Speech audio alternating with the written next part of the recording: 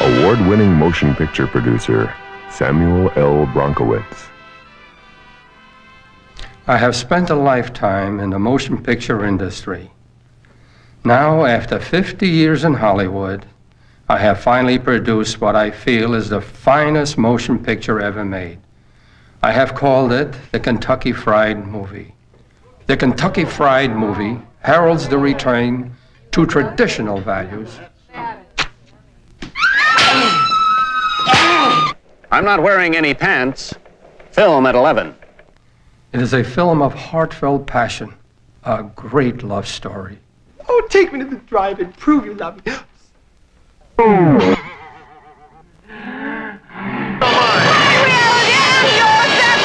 It explores the subtle nuances of interpersonal relationships. Of course, there are occasional moments of comic relief.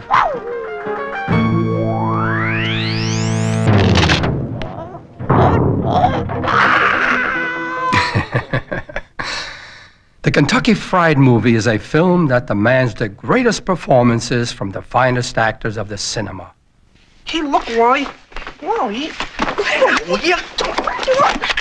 I tell you, this building is unsafe. City's in flames! The National Guard is powerless to deal with the situation. Governor, what are we going to do? An anticipated 10% price hike across the board on petroleum products.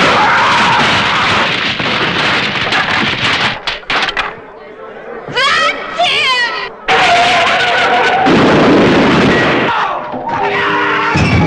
I invite every man, woman, and child to share with me the joy and warmth of the Kentucky Fried Movie. It will knock your socks off.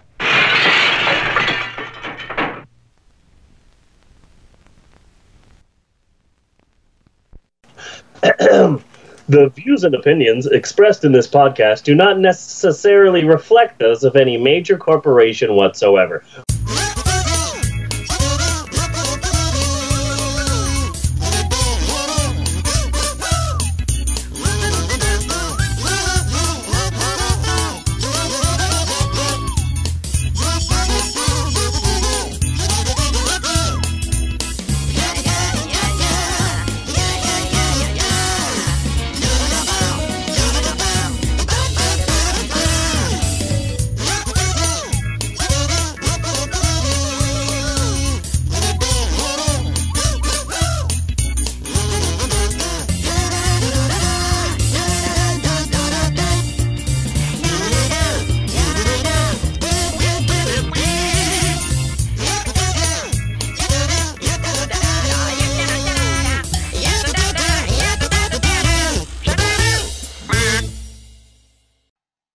Welcome to the Pope on Film. I am Bunny Williams, and with me is Reverend Steve. I am the founder of the Church of Ed Wood, father of 4.5 children, lover of fine cheeses, sommelier.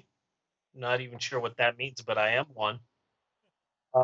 Amateur dinosaur wrangler, raconteur, and gallivanting man about town. And very excited to be here. Yeah. I've got Isabella with me in the background, watching YouTube. Everybody else is not here right now. Maxwell and Eleanor went with my wife to go pick up the teens from their college thingy-majigger that they're doing. Yeah.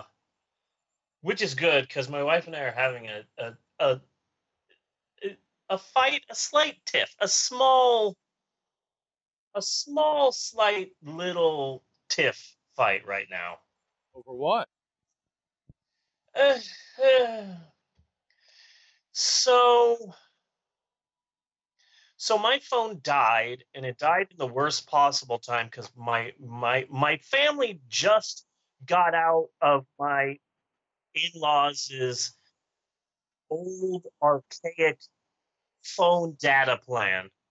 Like we had a phone plan with limited data, and we had to watch the amount of time we used data on our phone like it was 2002 basically. Yeah. It was a ridiculously old plan that we were on. So we got away from that, and we got our own plan, and the whole family was on the plan, and they said unlimited data, and everybody was all excited, and they were constantly using their data on their phones, but I was weary about it, maybe just because I'm old, but I assumed that there was a catch. When Okay. they say unlimited data, usually in my mind that means unlimited data unless you reach this peak, at which point we're going to charge you a whole lot more. Right. But everyone repeatedly told me, no, it's just unlimited. You can use it as much as you want. So I said, okay, I'm going to start using my unlimited data. And once I did that, my phone, which apparently is an old phone, decided to just go, you're using data? Yeah, I can't handle that.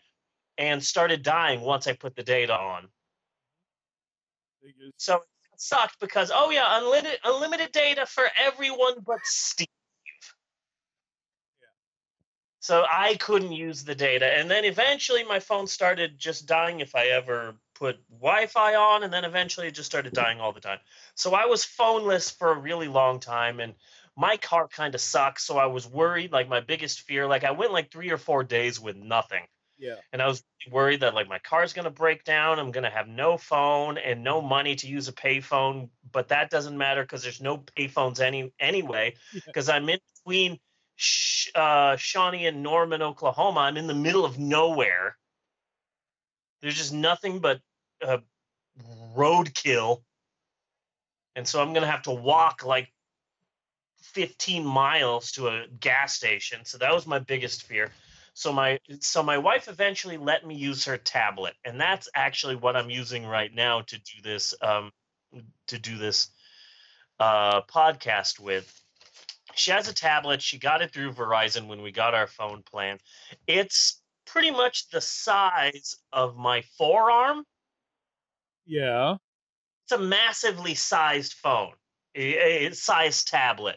From like your palm to your elbow. That's as big as this tablet is. And I'm carrying That's nice. It's nice, but it also makes me feel old. Why? Like I'm an old person. Like I want to take a picture and I don't have my phone anymore, so I've got this tablet going, okay, how do you get the camera working on this thing? Okay.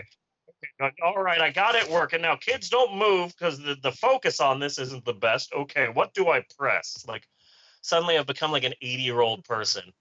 Well, I do a lot of drawing on my tablet, so I like a nice big tablet. Yeah. Yeah. Well, sometimes it's one. not about the size of the tablet, it's about what you do with it. Yeah, it's true. Just want to point that out. The motion of the tablet. Yeah. So the tablet is connected to my wife's phone. So I can text with it. It's just that I'm texting through my wife's phone basically with this tablet. It's weird because my wife gets a bajillion text messages and I don't read them, right? Because they're my wife's text messages. But it's also good because now through her messaging app, I can now make phone calls. So I can make phone calls through this tablet, which is nice. Okay. But so my wife and I are fighting because the other day I was bored and I was at work and I didn't know what to do, and I start going through like my Google, like my cloud, and I'm looking for pictures, and I posted those pictures of my wife and I, and we were at a Target portrait studio getting pictures together like we were at prom. Yeah. Posted those on Facebook, and I was looking through stuff, and then I saw that, oh wait, my wife, her clouds are also connected through this tablet, because basically it's like I'm using my wife's phone. So I'm like, oh, well, let me go through her clouds. Maybe she'll have some nice pictures that I can see through. And I opened up her cloud and I see 1,000,000 documents saved. I'm like, holy shit, there's 1,000,000 documents here. Are these all fan fiction? I want to start reading them. So I start going through these documents, and some of them are fan fiction, and some of them are fan fiction ideas that she had, and some of them are just crazy ideas for books, and some of them are like really personal things that she only meant for her to ever read, and like it's I'm like, okay, I'm gonna stop after the next 10. After the next 10, I'm gonna stop reading these. Yeah. Okay, after the next 15, because I am still pretty bored. Okay, after the next 20, I'm gonna stop reading. So today she came home and she's doing summer school and she had all these tests and she had to do another test, and she just opened up her Google Docs and she noticed that it apparently on the top of it says, you opened the following 35 documents yesterday. So she's really pissed off right now, but it's one of those things. We've been in a relationship for a long time, so she just came in and without barely saying anything to me, she just grabbed the tablet and signed off, signed out of everything and got really upset at me. But then like 20 minutes later, she came in and she was acting all happy, but she's pissed off. Yeah. And I want to apologize, but I also don't want to apologize because she's acting like she's not angry, and I don't want to ruin that. Okay. So it's one of those things where she's angry at me and I feel bad for upsetting her, but we're kind of not talking about it. It's a weird relationship thing. Yeah. But anyway, she's pissed off at me, and rightfully so. I shouldn't have been going through that sort of stuff. Also, it's weird.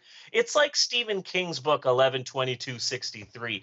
Time doesn't repeat itself, but there are shadows. There are shadows. Yeah. It's not like time is literally repeating itself, but there are like tiny little things that will appear throughout. It's like time gives you deja vu. It doesn't repeat itself, but it'll kind of fuck with you. Yeah. So it's weird because right now my wife and I are having an argument over something that I swear both her and I have gone through like 20 times before. Okay. It's like we're going through this weird, strange, bizarre little argument again. It's weird, and I can have this conversation because my wife's not here. Well. So you keep just going through her shit? No. I've accidentally read some things of hers before that she didn't mean for me to read, and she's done the same thing to me. It's something that's happened before, numerous times before. So it's just weird. It's just weird. So my wife's not here, so I can talk about this sort of thing. Okay. So since you're going through it now, all right? Yeah. Here's what you do.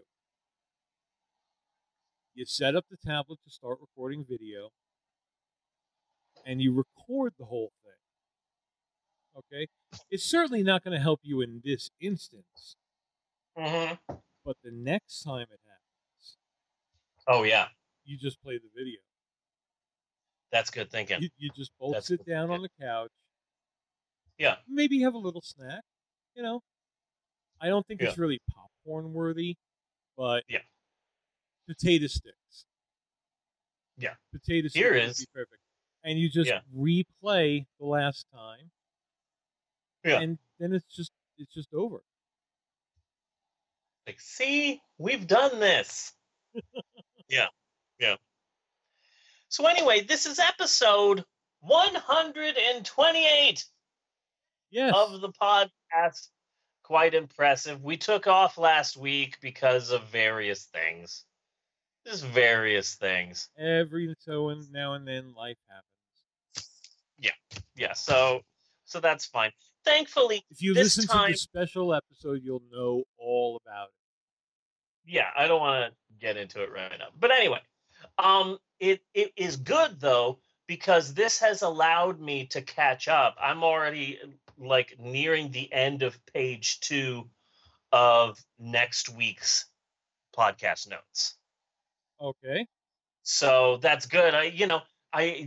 This is allowing me to play catch up. So I've already written a huge portion of next week's episode, so I'm excited about that.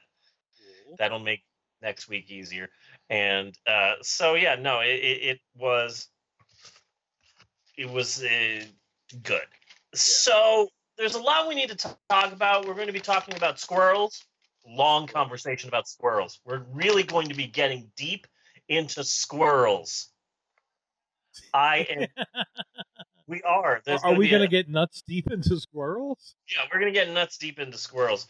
I'm bringing back an old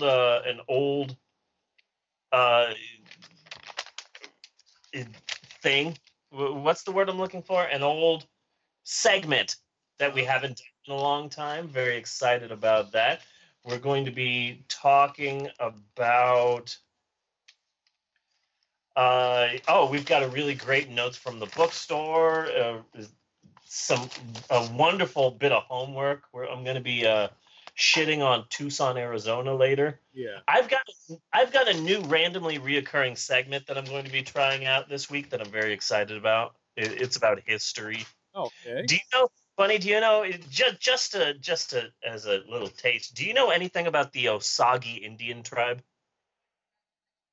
I know the name Osage Indian tribe. And that's it? Yeah, it pretty much stops there. Okay, wonderful. Because then this story will be. So it's very high on the curve right at that point, and then there's just a sudden plummet. Okay, good. I was hoping you didn't, because that will make this story even better if you didn't know anything about them. So that's good. One may have been named Elijah. Yeah, no, that's good. That's good. You're probably right. So this is episode 128 of our podcast. We have done 127 episodes leading up to this episode right now that you're listening to. And we realize that there is a possibility, a slight possibility, however unlikely, that you may not have heard all 127 episodes. That's not even including the special editions and the interviews and the yada, yada, yada. We release a lot of content. So it's quite possible that you haven't heard every single solitary episode, which is why we like to start off the podcast with a previously on to kind of catch you up on what we've been doing on the show and to let you know what happened in the last episode. So we would like to do that now. It's a public service to help you, the listener, understand what we, the podcasters, are doing. So without any further ado, or maybe some ado, maybe a little bit of ado.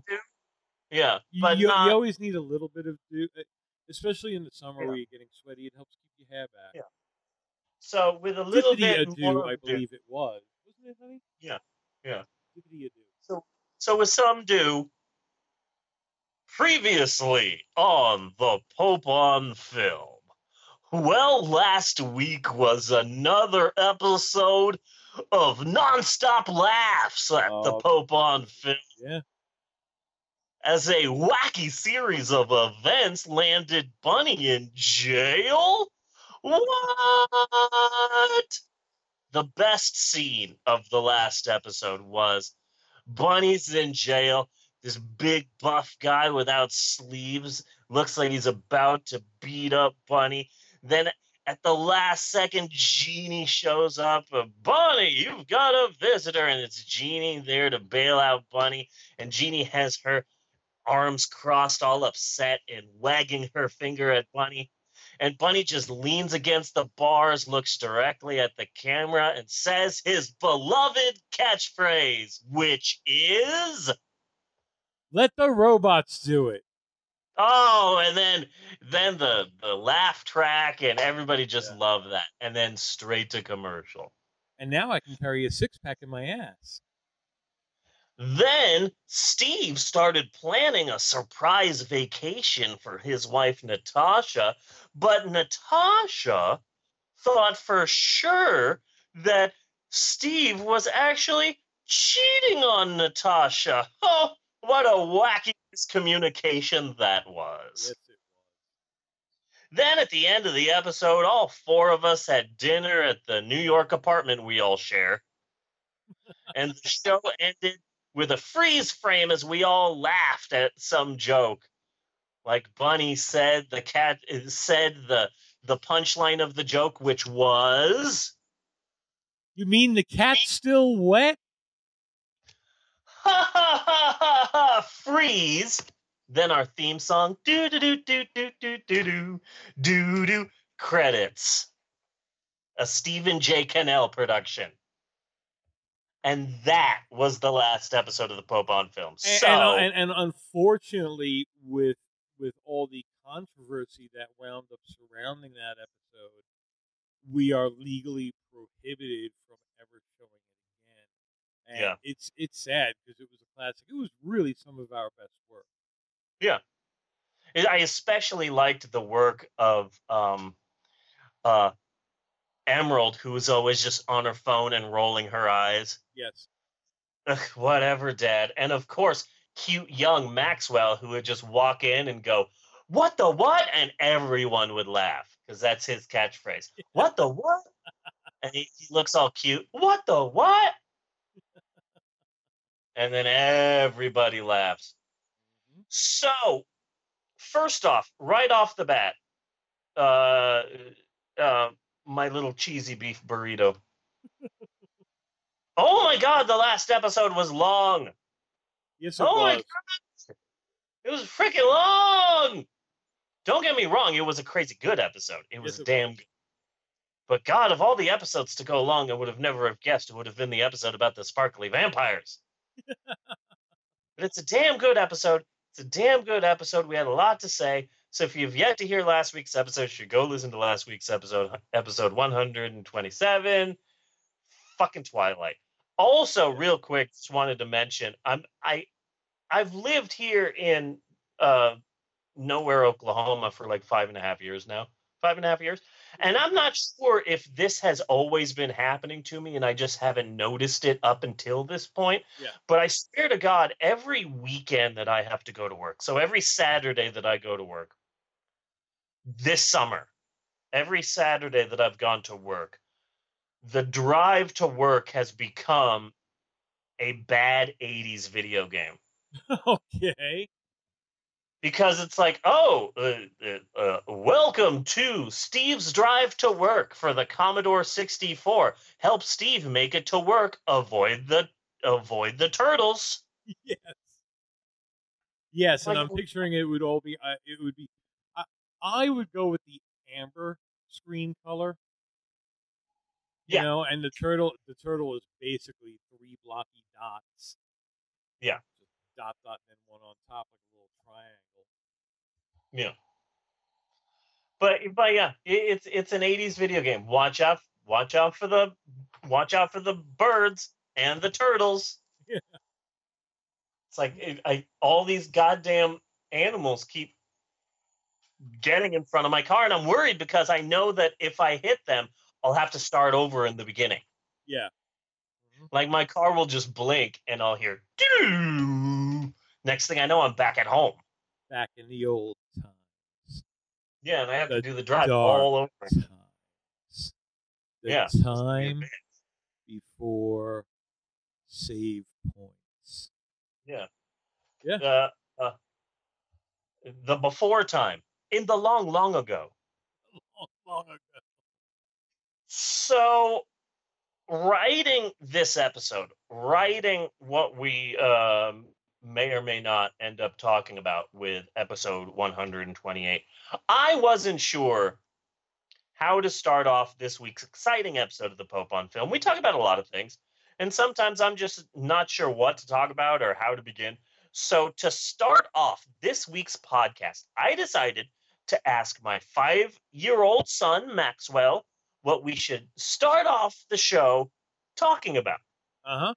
And he said, "I don't know, Dad. What sort of thing do you want?" And I said, "Well, I don't know, Maxwell. What things do you like doing? What things do you like the most?" And so what Maxwell said we should start the podcast talking about is squirrel watching. Squirrel watching. But here's the thing, though. Maxwell's 5. He's still working on the pronunciation. Okay. He has a hard time talking sometimes. He still has a hard time saying some words, especially S words. And also, I don't have the best hearing in the world. My ears aren't the best. I spent pretty much my entire 20s with earbuds in my ear, and apparently that wasn't a healthy thing to do for 10 years straight. So I don't have the best hearing in the world. He has a hard time talking. So today on the podcast, we are going to be talking about squirrel washing. Squirrel washing. How to wash your squirrels. Good. This is important. This is important. You don't. When have you ever seen anything like that before? I've never seen anything like that before. Or especially squirrel washing. Yeah, especially I've not seen anyone tackle this very important subject. No.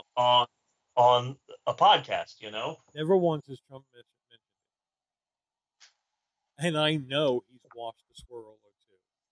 Oh yeah, definitely. So, I just want to say special thanks to Atlas Obscura for this next part here. You know, Buntendo there was a period in time in American history, thank you, Bella, around the 18th and 19th century, when squirrels were a very popular household pet. Yeah. Especially for little kids. You used to be able to buy them in the back of magazines. Yeah. Yeah. Especially for little kids. But you know what else was popular once in American history? Slavery. Slavery. Yes, it was. So there are two popular things that in hindsight may not have been the best ideas in the world. Probably not. Yes. So people how do you ship the squirrels? Yeah. Yeah. You know? So people would sell squirrels as pets. Books were written about squirrel care, how to take care of your squirrel. And here's the interesting thing. Squirrels were popular pets for the children of rich families in like the 17th and 18th century. Yeah. And so the family would have like portraits painted of family members, especially their little kids, and the kids would have like a squirrel on a leash, like a gold leash, like on his shoulder. Yeah. So in a bizarre turn of events, there are numerous art galleries throughout America with important pieces of art in them that have pet squirrels. Okay. Really weird. I've seen a couple of them. Really bizarre. You know who had a lot of pet squirrels back in the 17th and 18th century? Fancy lads. Fancy lads.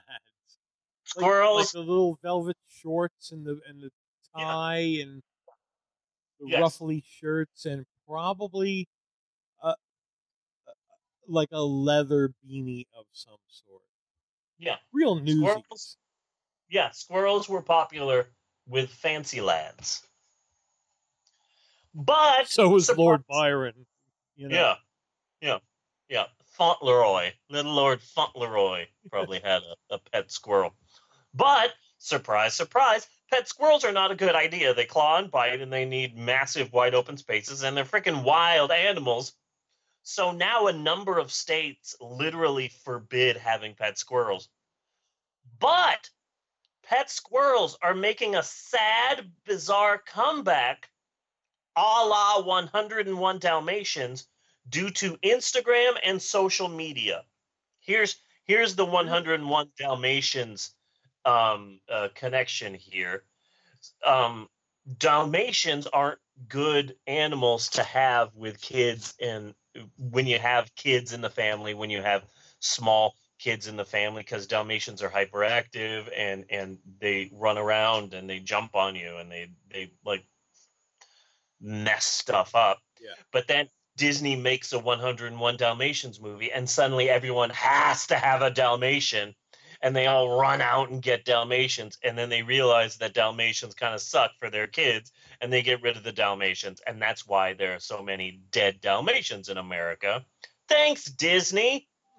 So there are a number of very successful Instagrammers who are literally famous only because Okay. You really got to stop there. You can't say that and then just go rushing on. I'm old. I need a second to process the idea of famous Instagrammers.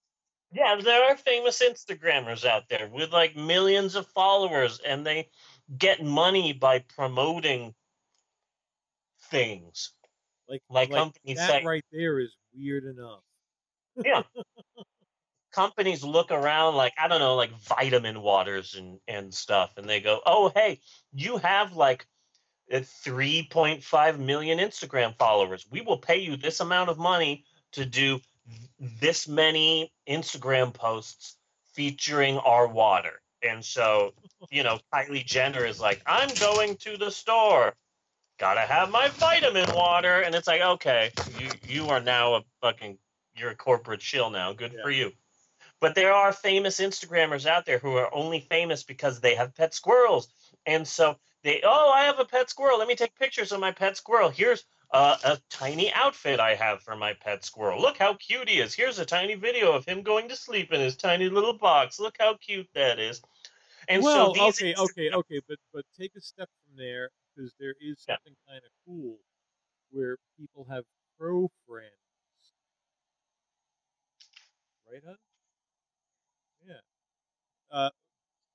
A crow friend is just a normal, natural crow in the wild who befriend people. There's one in Vancouver. There's one in Vancouver, BC. His name is Canuck. He's a wild crow, but he's also quite a celebrity. I don't know if you've seen that picture of the crow with the knife. Have you seen that meme? Yes.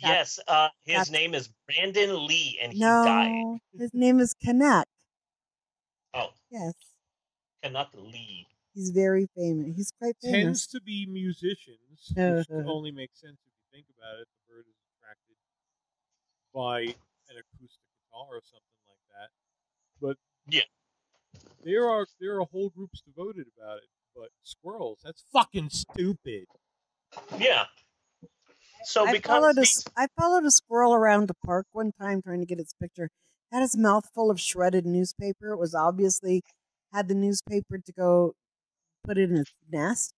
But I was following him around, and every time he saw me looking at him, it would go a different direction. Like, quit looking at me. And then I'd follow him over there and like, you're still following me. And he'd go over in another place. Yes. Yeah. For about a half an hour, I followed this squirrel around. Why? You know why? Because he's a squirrel. Because that's the reincarnation of Zsa Zsa. Exactly. I thought maybe it's because his name was Colton. That's what I tell. I have two Coltons that ask me why all the time. Exactly why? Why? I say because your name is Colton. What did you say, Maxwell? I said Jeannie. Oh, you're saying hi to Jeannie? Jeannie. Maxwell. Shout out to Maxwell. Yeah. You got a shout out, Maxwell? I can hear you. I know, they were just giving you a shout out. I can hear you. Okay. You can't hear me? So there are all these Instagrammers, and they got their pet squirrels. And so now some doofus from Duluth sees these Instagrammers post and says, well, shucks, I'm going to get me a pet squirrel. So then they go and they get themselves a pet squirrel. So pet squirrels are making a comeback a la 101 Dalmatians. Also, but just now to be are because you just don't go to a pet shop for a pet squirrel. You know? No. So are squirrels seriously suffering the Helsinki syndrome, you think?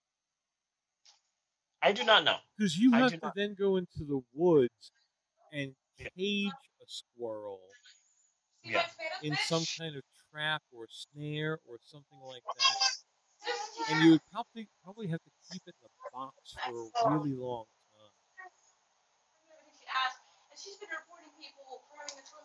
time. In order for you to then love and care for it. I'm trying to think of, like, I don't know how to cage a pet squirrel, but I would imagine it would be fairly easy to Nicolas cage a pet squirrel. You know, I'm trying to think of how exactly you would.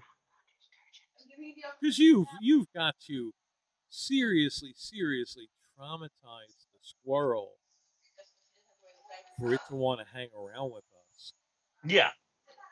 Yeah. I mean, I watch squirrels running and jumping through trees. That shit looks fun. Oh, yeah. That Yeah. shit looks super fun. Like, oh, jump from branch to, oh, awesome. You know? Yeah. And no, now they just got to stay on the pillow and let me touch you. Ew. I saw Doofus from Duluth in concert. They were pretty awesome. Were they? Take this. Yeah, no, they were. So the topic at hand is how to wash a squirrel. Yes. Well, I could probably have Googled that, but I did not because I'm not 100% sure, but I'm fairly positive that Googling that puts you on some sort of secret government list. It would have to. And I'm assuming that the mere recording of 127 episodes of this highly offensive podcast has already placed me in enough government lists for at least three. In the least of it. Okay? There is a government organization out there somewhere, you know, uniforms, probably a few medals, you know, like sergeant, something like that. Crowd of other men around, headphones on, watching the computer screen. It makes them laugh really hard. At least. Yeah. They're watching what you Google and they're like, squirrel watching? I also bet. Fucker just Googled squirrel watching. I also bet that we're probably a really big hit as a podcast with the secret government agents who are listening to every episode. Yeah. We got our first ever young angry girl tweet. Really? Yeah. First ever. I'm so proud of it.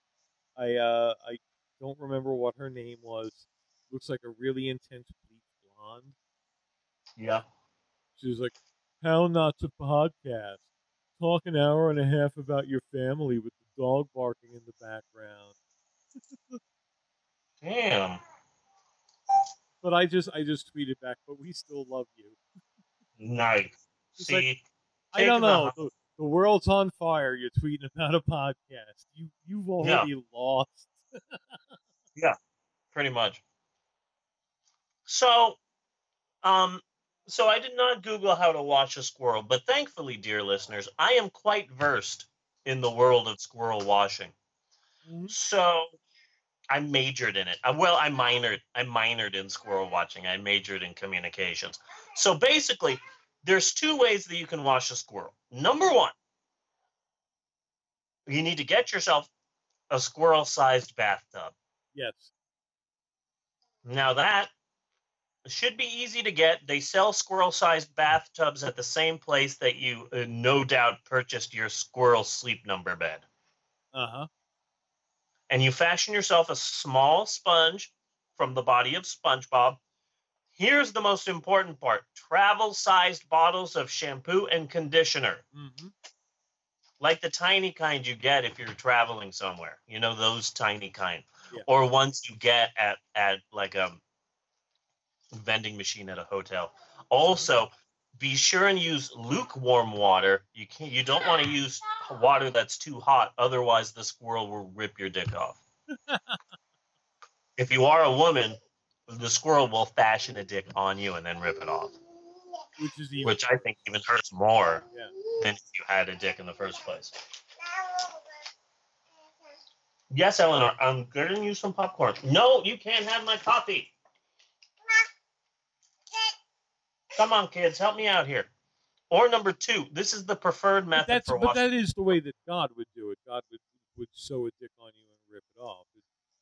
It's very much the same thing. It's like, you know, guys, I know I gave you a foreskin, but you don't really need it.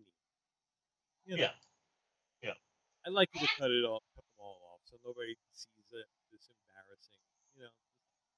It's a little thing, I know, but like I pride myself on perfection. So if you could cut it off, I would really appreciate it. Wait, foreskin? You kept that? Come on, that was one of my best jokes. I only gave that to you so you could get rid of it. Come on. So this is the preferred method for washing your squirrel, okay? Yes. You get like a plastic trash bag, or in the pinch, a pillowcase. And then you put the squirrel in the bag. And then you tie the bag up. Uh-huh. And then, here's the important part. You get the bag, and then you throw it in the river because you shouldn't have a squirrel. So that's how you wash a squirrel. I hope this has been very informative. It was. I feel educated. I feel my sights are broad. Uh-huh.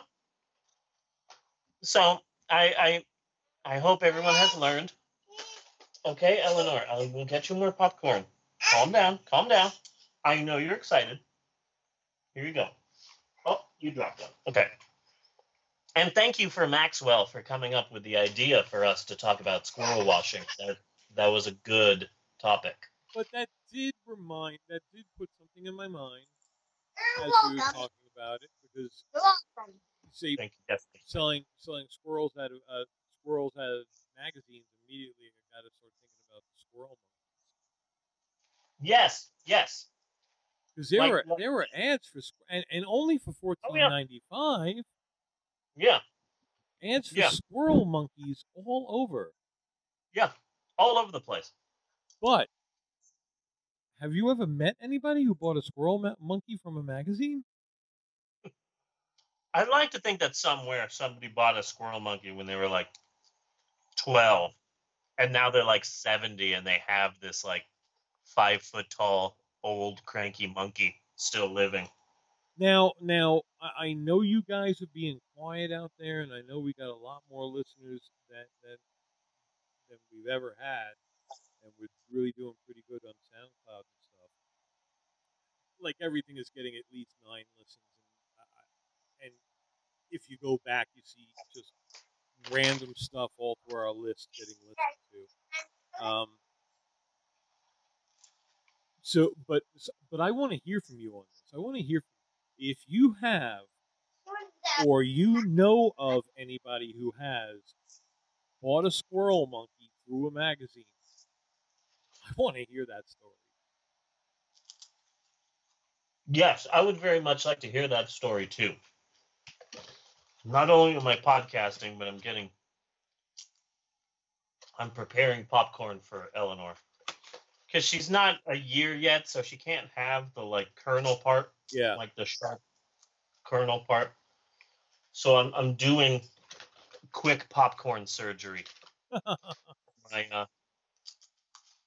my young daughter here. Because all I can picture is that there's a knock on your door. It's the mailman. You're all excited. You rush to the door, and there's this box, good-sized box on your doorstep. You bring it in. You're all excited. You know exactly what it is. It's the squirrel monkey. You've been waiting a month for this, because that's how long ordering anything took. Yeah. You've waited a month for this, and you open up the box, and it falls out like that alien in the Men in Black movie. Yeah. It's just this poor, hairless, decimated thing that just falls out, laying on the table, looking up at you, just begging for food and water. Yeah, like 5 to 10 weeks for delivery. It's gotta take the thrill out of the moment. Yeah. Yeah, you open up your package and your monkey just falls out dead. I imagine that happens 60% of the time. Yeah. It's like, if your monkey arrives dead, send this in for a brand new monkey. And what do you do? Because like you couldn't call people back then. Yep. Especially not this kind of thing. You would have to then write them And then that would take another month while you're sitting there figuring out what to do with your dead monkey. Yeah. I am really appreciative of this dead monkey conversation. Just want to take this time to say, really appreciative of it. Then after a month, you get a letter back, and the first thing in the letter, bold type, do not get rid of the monkey. Then send the whole corpse back for a refund. Yeah. It's a month later. Yeah. So yes, God. please let us know. I got a theory working up here of what this experience was like. Yeah. It needs to be confirmed. Yeah, I got my fingers crossed. Bruce Noble. Got my fingers crossed here, buddy. If Don't get down. anybody we know has bought one, it would be Bruce. He's got a whole menagerie there. Yeah. Mostly birds and waterfowl. Yeah. But still, fingers crossed, buddy. Don't let me down. I got money riding on this. I mean, he could easily have started with monkeys, and his journey just led him to ducks. Yeah. Well then, Bunny, it is time once again to rile up strangers, incite riots, and catch hella shade, as the kids might say. I don't know. I'm not connected to that sort of thing. All right. With another long-awaited installment of Steve's Unpopular Opinions. All right. And this time I tackle the most unpopular opinion of all, Wonder Woman and sexism. Okay. Now, I should preface this by saying that this unpopular opinion is in no way an attack on Wonder Woman or feminism or females or any of that. I'm happy there's a Wonder Woman movie. I'm happy that little girls now have a super heroine. I am not happy that there's a Wonder Woman movie. I have been watching for a long time, and I've been wanting to see DC's demise. Yeah. I've been wanting to see and fucking Batman and Robin and Suicide Squad. I'm close. Okay? Yeah. To just seeing DC choke on its own blood and pass out in the gutter. Thanks, Wonder Woman. Fucking thank you. Suck all the joy out of my life. We're not specifically against Wonder Woman here, though. And we're not saying... No, it's about DC having a hit. So, go ahead. Yeah. Yeah. Exactly. This isn't us being anti-feminine in any way. We're not being male gender warriors. It doesn't matter what genitalia the Ghostbusters have to us. Mm-hmm. Just to be very clear about that. Eleanor, here you go. Here you go, baby. Here you go. There you are. And personally, I wish that my kids, I wish that my two older daughters were younger. If Wonder Woman had come out and Emerald was like 7, oh my God, I'd be at that theater opening day to take her. If Bella was 6 years old, oh my God, I would have taken her once it came out, dressed as Wonder Woman. That would have been huge. Well, I can't see how you can look at the reaction that women are having to the Wonder Woman movie and not have that make you feel happy. Yeah. But fuck it's a very positive thing. But that being said, I, Reverend Steve, am proud to say that I am doing my part to combat sexism by taking a stand against the Wonder Woman movie. Okay. In the interest of fighting sexism, I say, screw the Wonder Woman movie. Let me explain. No, it's too much. Let me sum up. People are being trampled right now in a mad dash to heap praise onto Wonder Woman, and granted, it's all sincere. But what I'm deeply worried about here is that with all of America violently regurgitating platitudes on the high holy altar of this freaking Wonder Woman movie, that everyone is forgetting that all this film is a gimmicky prequel to the utterly unforgivable shit sandwich that is Batman v Superman: Dawn of Yawns. Yes. Literally everyone has just conveniently forgotten about this shitty movie and how horrible it was. Everyone's forgotten because they're all too busy writing reviews calling Wonder Woman the second coming of freaking Jesus. It's just ridiculous. And you know what's going to happen. You know what's going to happen. Okay? And it's going to be all because of Wonder Woman. They're going to make a Suicide Squad 2. Yep. Suicidier. Yeah. And it's all going to be, they will be emboldened by their success and good hard cash from Wonder Woman. And we're going to get a crypto fucking movie. Okay? Probably. See, this is how it happened. They announced the DC Cinematic Universe with our first film, Man of Steel. We're releasing a Superman movie, and we know what you want from a Superman movie. That's why we're going to make it gritty.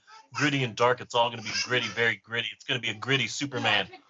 So they released Man of Steel, and the movie bombed. So they said, well, we need to find a way to scam people into continuing to watch our crappy movies. What can we do? I know. Let's make Man of Steel 2, but instead of calling it Man of Steel 2, we'll call it Batman v Superman. We'll put Batman in it, and Wonder Woman, what the hell? And that will con people into seeing this next DC cinematic film. Yeah. So then they made they made Batman v Superman, and it sucked, and everyone's like, okay, never again. So then the DC Cinematic Universe said, okay, how can we con people into continuing to see our film? Let's do the one thing that Marvel hasn't done, and we'll release a Wonder Woman movie. It'll be a movie that stars a woman. What a great scam this is. Yeah. Making a Wonder Woman movie is a great scam to trick people into continuing to watching our lame-ass dead-in-the-water DC Cinematic Universe. What a great scam this is. Yeah. So instead of just blindly fawning all over this movie, solely because the lead character has a vagina, I am standing strong against the Wonder Woman movie, not because of men's rights or sexism or anything like that. I am against it because screw DC and fuck the DC Cinematic Universe. No. Bad movie. You're not tricking me here. I shall not be fooled. No. Very upset about this. Very upset about this. Yeah. But speaking of Steve's unpopular opinions, Bunforgettable, we have a pretty awesome podcast here. And it's successful in the sense that we have more than 5 listeners a week. Hey, I'm an acquired taste, like key lime pie. Not everybody likes key lime pie. I'm a cult classic, not a bestseller. But anyway, there's one thing missing from this podcast, and I think I know what that one thing is. Controversy. Controversy. We just don't piss off enough people, especially considering how much deeply offensive shit we say on a regular fucking basis. We should be pissing off so much more people. Where's the outrage? How can you discuss, just eating fetuses as we have more than once and not get a decent controversy going? Yeah. Where's the talking heads on the news discussing, debating Pope on Filmgate? We have set a record. We have set a record for film podcasts that say the phrase, the Bible is a lie and we need another Holocaust. We've said that more than any other film podcast in history. So where's the anger and the controversy? Nowhere, good sir. So with that in mind, I have 2 announcements I'd like to say. Okay, yeah. But before going on there, when When? When do we, the Pope on Film, get blocked by Trump on Twitter? I do not know. When? I do not. I'm feeling persecuted. I am feeling persecuted. Yeah. I am being held back. I am being ignored by the man. Since the election, our advertisements for the Pope on Film on Twitter have been going to him every hour on the fucking hour. Yep. When is our time? When is our time? Yeah.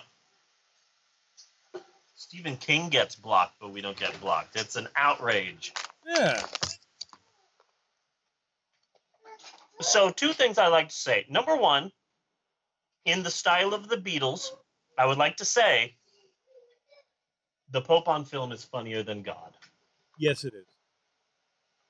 Number two, I would now like to talk about the London terror attacks. Okay. Okay. Two things. Number one, I think the real issue here is not terrorists or ISIS, but the radicalization of just normal dudes. Yeah. And that's something that people just aren't talking about. Like that San Bernardino shooting, it was just an American. Sure, he was foreign, but still, he was born and raised here. Then later, it came out that he pledged allegiance to ISIS in a phone call. Well, shit, when I was 8 years old, I pledged allegiance to the Teenage Mutant Ninja Turtles. That doesn't mean I was a fucking Ninja Turtle. You know? Mm-hmm. That doesn't automatically make you a terrorist. Yeah. Well, just like I had found out that obviously I couldn't do this, but for $200 you can get an official red Church of Satan card. Nice. If it wasn't $200, if it was like $10, I would do it. Yeah. Just to have it and show it to people and freak them out every now and then. Yeah.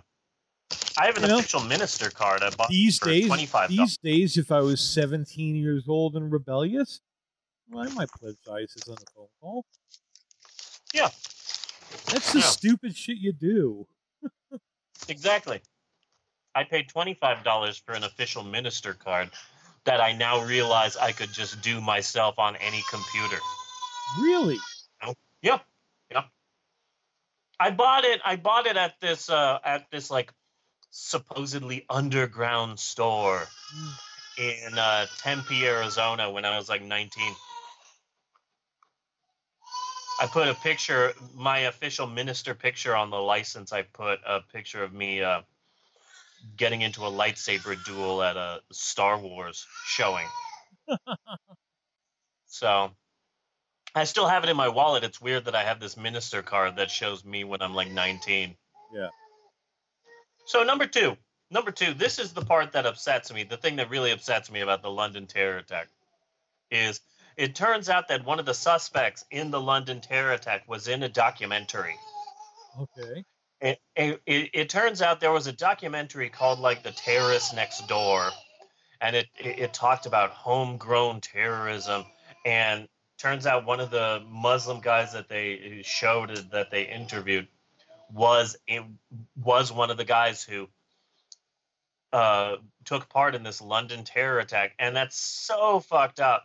That's so fucked up because you know that that means that there is at least one Londoner out there, a filmmaker, that there is at least one London person who saw these terror attacks and went, yes! Yes! So many people are going to buy my documentary! Oh my God, I'm going to make so much money off of this. Yes! Thank you, terror attack! And it's just really fucked up. It's really fucked up when you think about the guy who made that documentary and how happy he must have felt about that. It's well, if he's human, it's got to be some very mixed feelings. Yeah. You know, I mean, you've got to feel bad about it, you know? Yeah. But you can't ignore the advantage that you've just gotten in this really Yeah. fucked up situation. Yeah. Yeah. You It's know? weird. Yeah.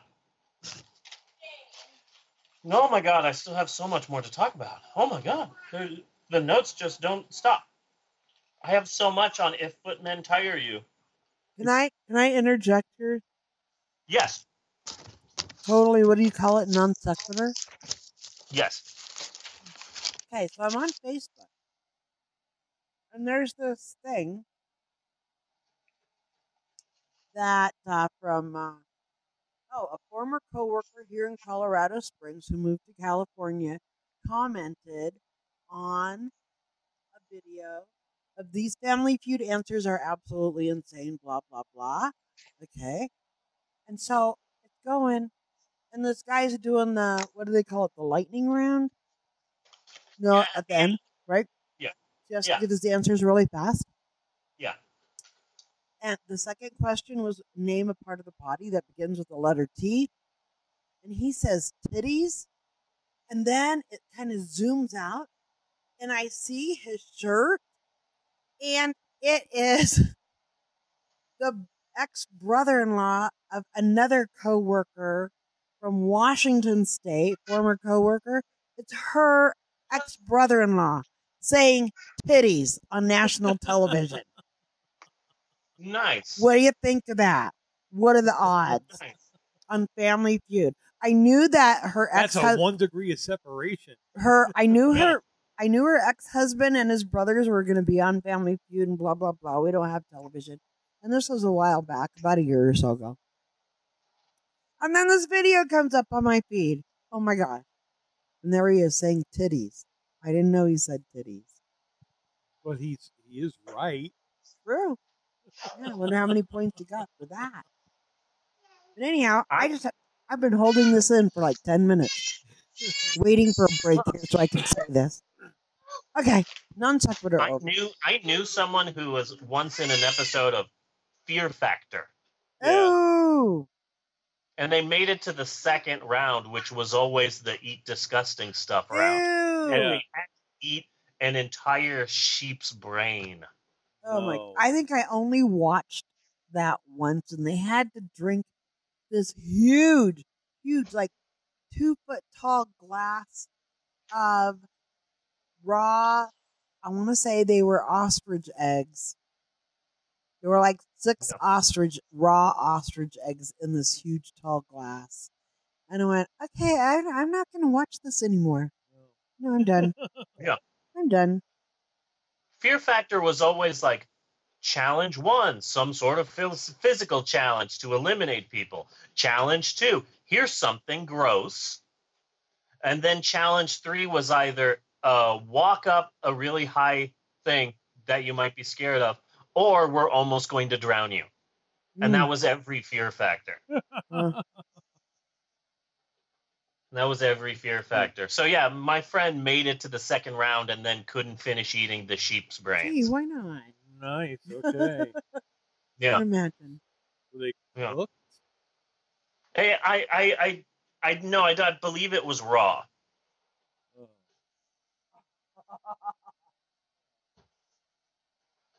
Yeah. So we have a lot to talk about. We have a really good episode of Notes from the Bookstore. We have to talk about communism. Yes. And, of course, this week's movie. So much more to talk about. But before we get to any of that,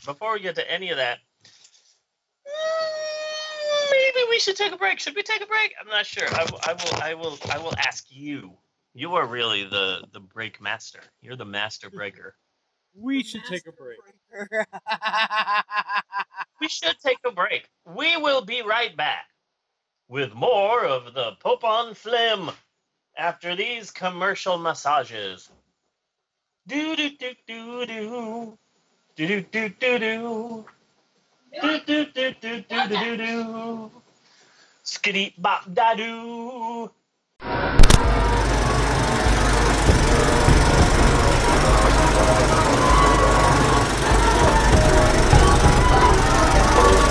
It makes me feel pretty.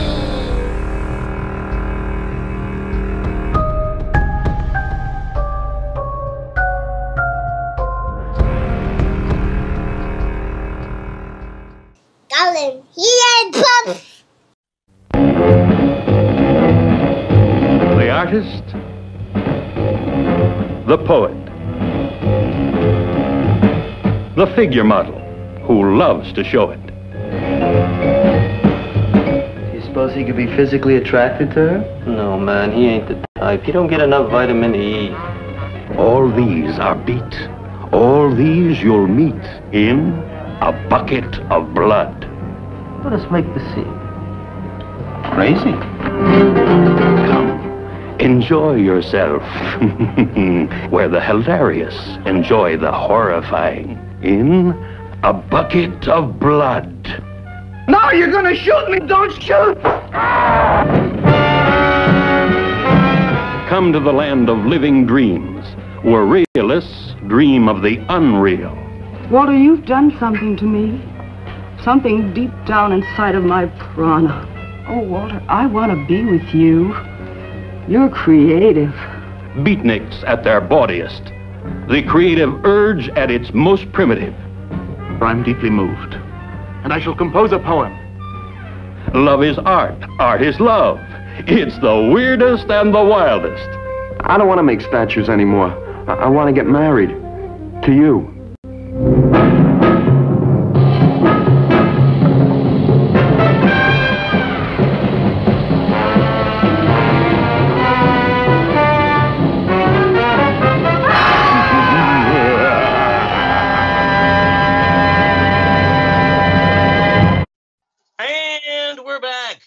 With more of the Pope on Film.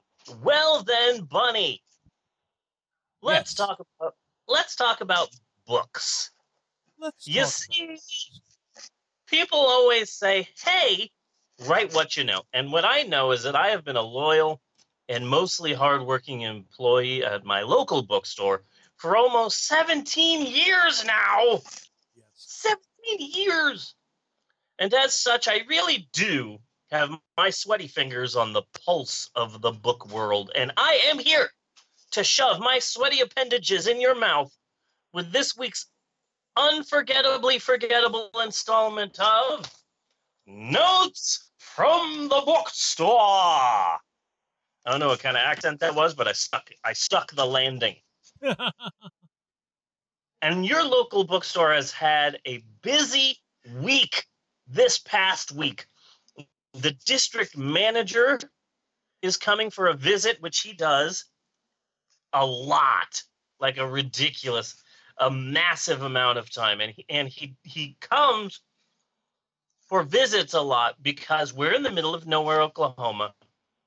So our district manager's area, his district, his kingdom, as you were, is a very small district. I mean, when I worked in California, we had a district manager that we barely ever saw because his district was so freaking huge in Northern California that visits from the district manager were like when an ancient explorer returns from a voyage. But I do appreciate your corporation and the way it breaks up its regions every year at I forget which, either Pensic or Estrella. Yeah. We have different regions, and then once a year we fight each other, just like the Hunger Games. The Hunger Games is loosely based on my bookstore chain. Not a lot of people know that. So anyway, when we worked in California, we'd see our district managers so very little that he would just arrive. I return bringing gifts from faraway realms. Your Majesty, this name tag is from the dark, desolate realm the locals call Oakland. But here, the district manager's got maybe 8 stores in 2 barely literate states. Yeah. So what that means is that he's once again showing up for his 2 to 3 time a month intense inspection. Mm-hmm. So, yay! In fact, the only good part about this visit is that by some bizarre divine intervention, His visit is actually happening today, which means that for once in my life, I actually get to miss a district manager visit. I don't know how this happened because I'm always there when he shows up, but I finally get to miss one. So I just want to thank God and Krishna and Vishnu and Torgo and the Master and Manos and all of the toga wives the Master has in his den. I'd like to thank Ed Wood, and I'd like to thank Joe Pesci, because I'm just literally always there for a visit, and suits make me nervous. I get hives all over, and it's not pleasant. Yeah. So I'm missing the visit. So thank various, I guess I should say, because I have a lot of deities that I thank. I just like to cover my bases. Yes. You know, just want to praise Allah. Praise Allah. And that Allah definitely, Akbar. just saying that put me on another government watch list. Yes. And another reason why this past week was busy at your local bookstore is because of the big field trip that we had in the store. And I would like to take this podcast time, to address what transpired this week in regards to the field trip, and of course the ongoing police investigation into said field trip. So this is what I know. We were contacted by a group that identified itself as Najumbo. Okay. They said that they were interested in bringing a group of low-income teens and preteens into our store for a little visit, a store tour, and a nice lunch. So the violence that transpired at the store in regards to this field trip was only partially our fault. In retrospect, we probably should have done some research into what we honestly assumed was a nonprofit organization that was simply called Najumbo. There was really no way we could have known the truth. Okay?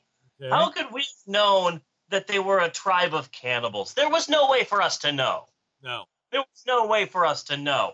I mean, how did they even get a hold of us? They've never even seen a phone before. So, like, what the bleep, right? I mean, I just don't get it. But so you had missed that New York Times piece on them a couple of years back.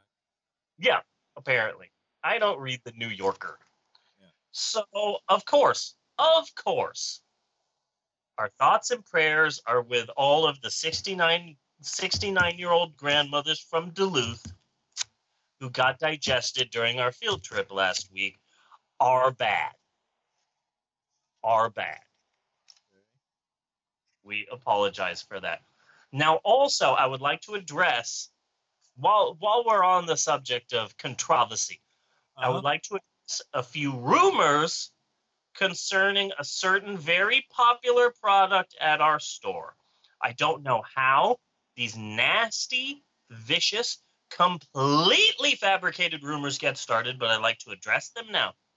Yes, we had fidget spinners in the store. No, we do not carry fidget spinners at our store at the present moment. We are just all sold out.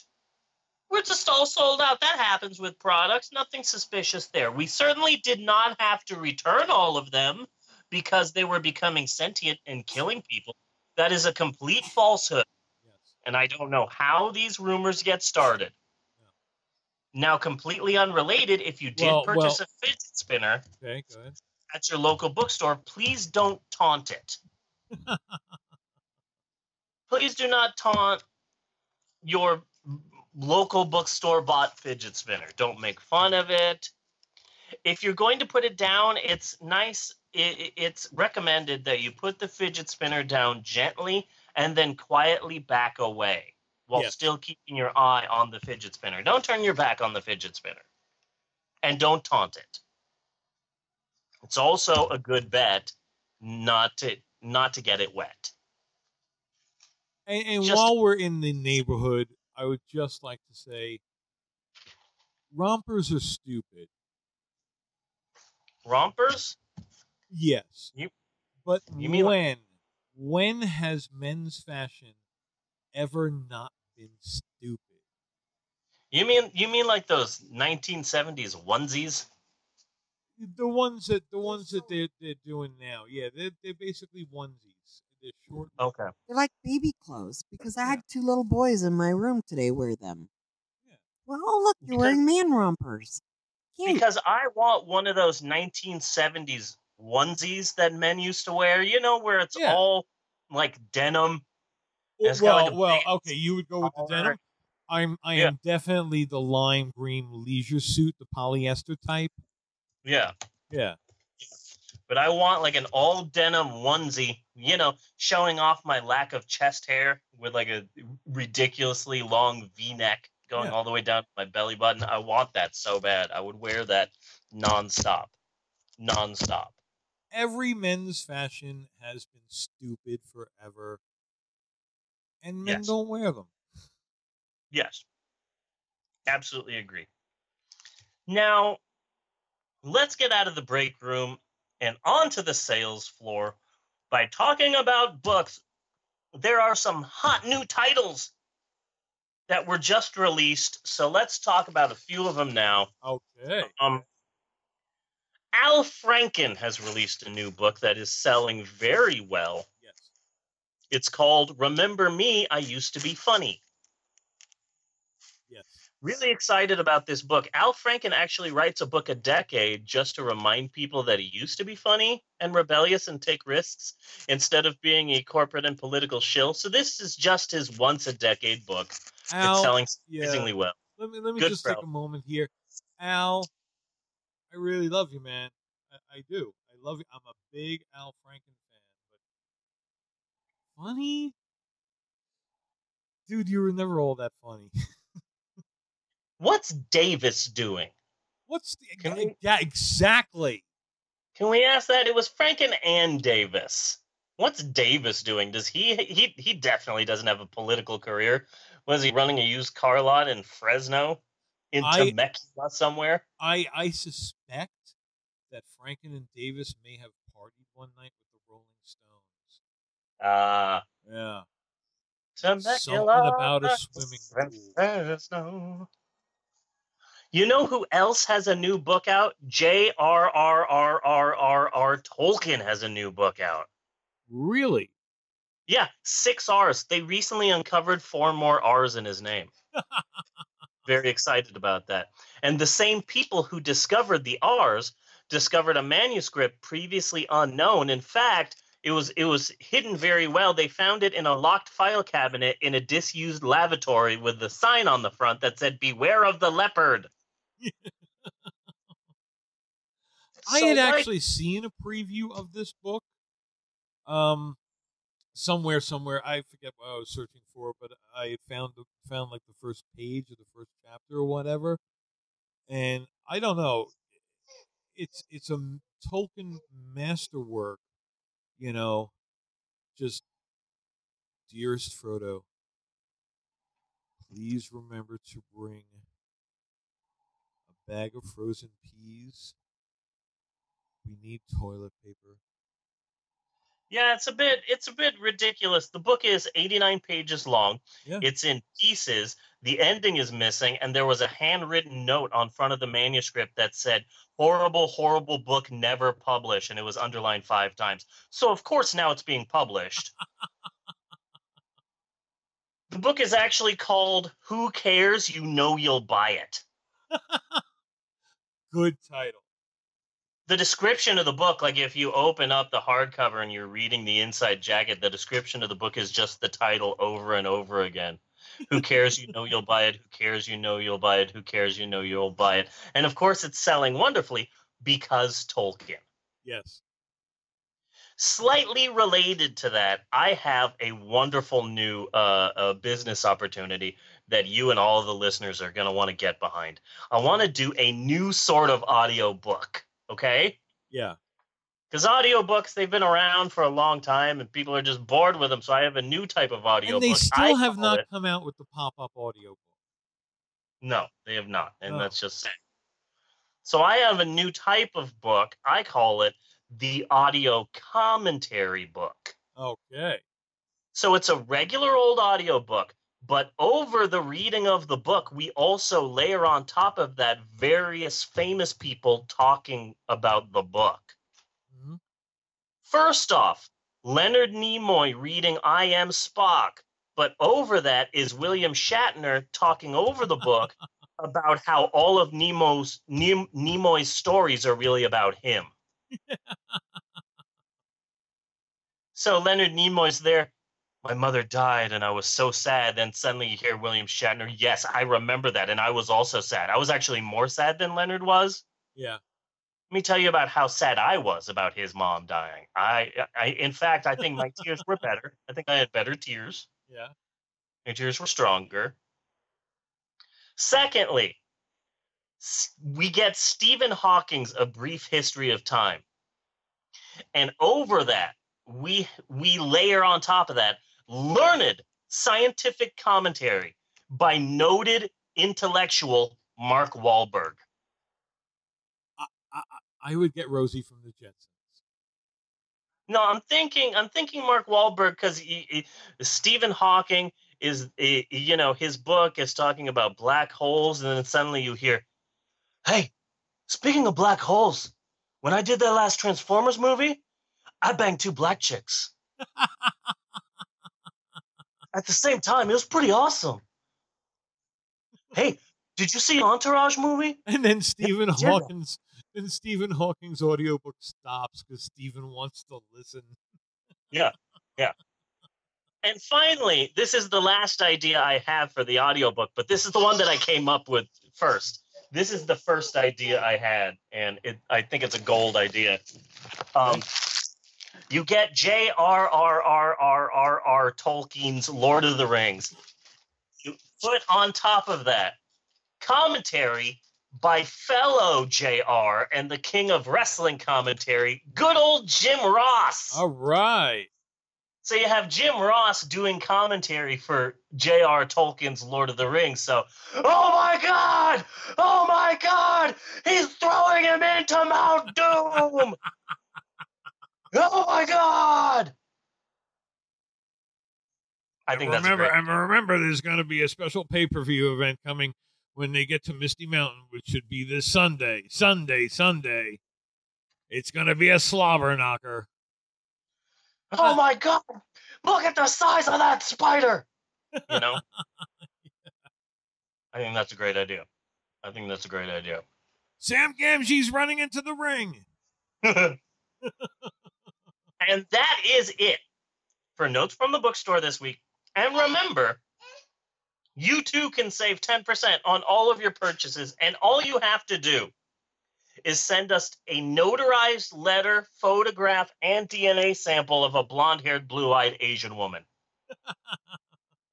It shouldn't be that hard. I'm pretty sure you just need to track down the woman from Pentatonics.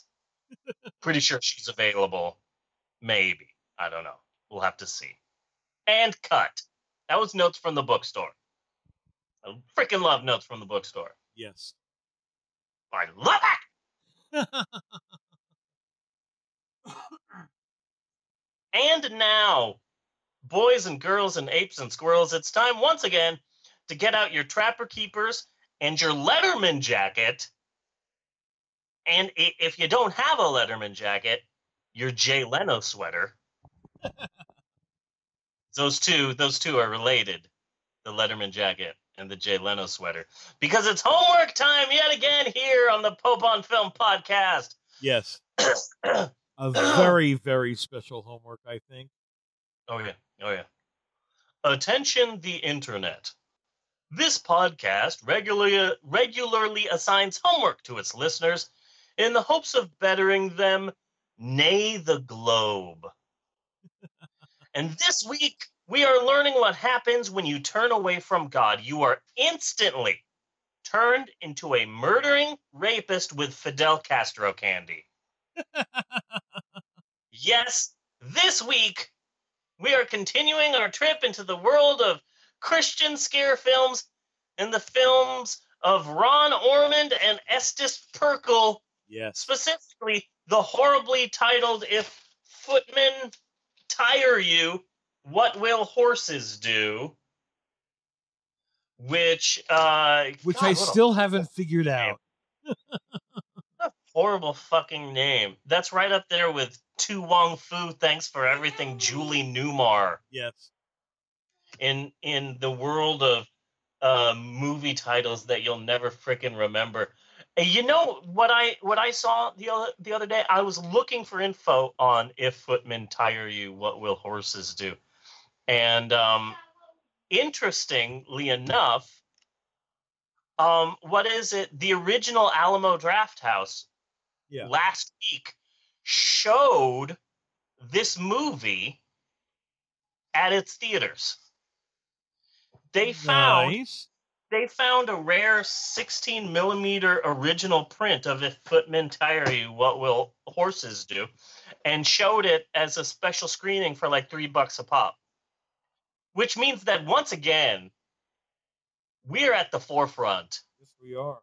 Of everything. People are just, here they come again to jack my style. Uh-huh. It's a line from the song We Are Young by the band Fun. Just FYI, if you're keeping score at home. And this week's movie, just the world in general, I love this world. Yes. I love this world. I would watch an Estes Perkle film 1,000,000 times before seeing God's Not Dead again. Yes.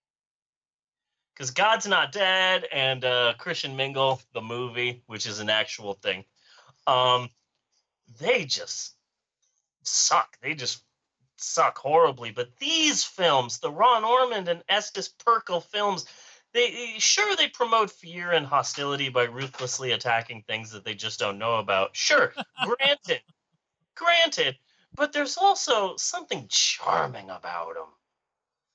It's difficult to pin down exactly what makes these like fear-mongering films charming, but there's definitely like a charm to them. I would say that they are earnestly horrific.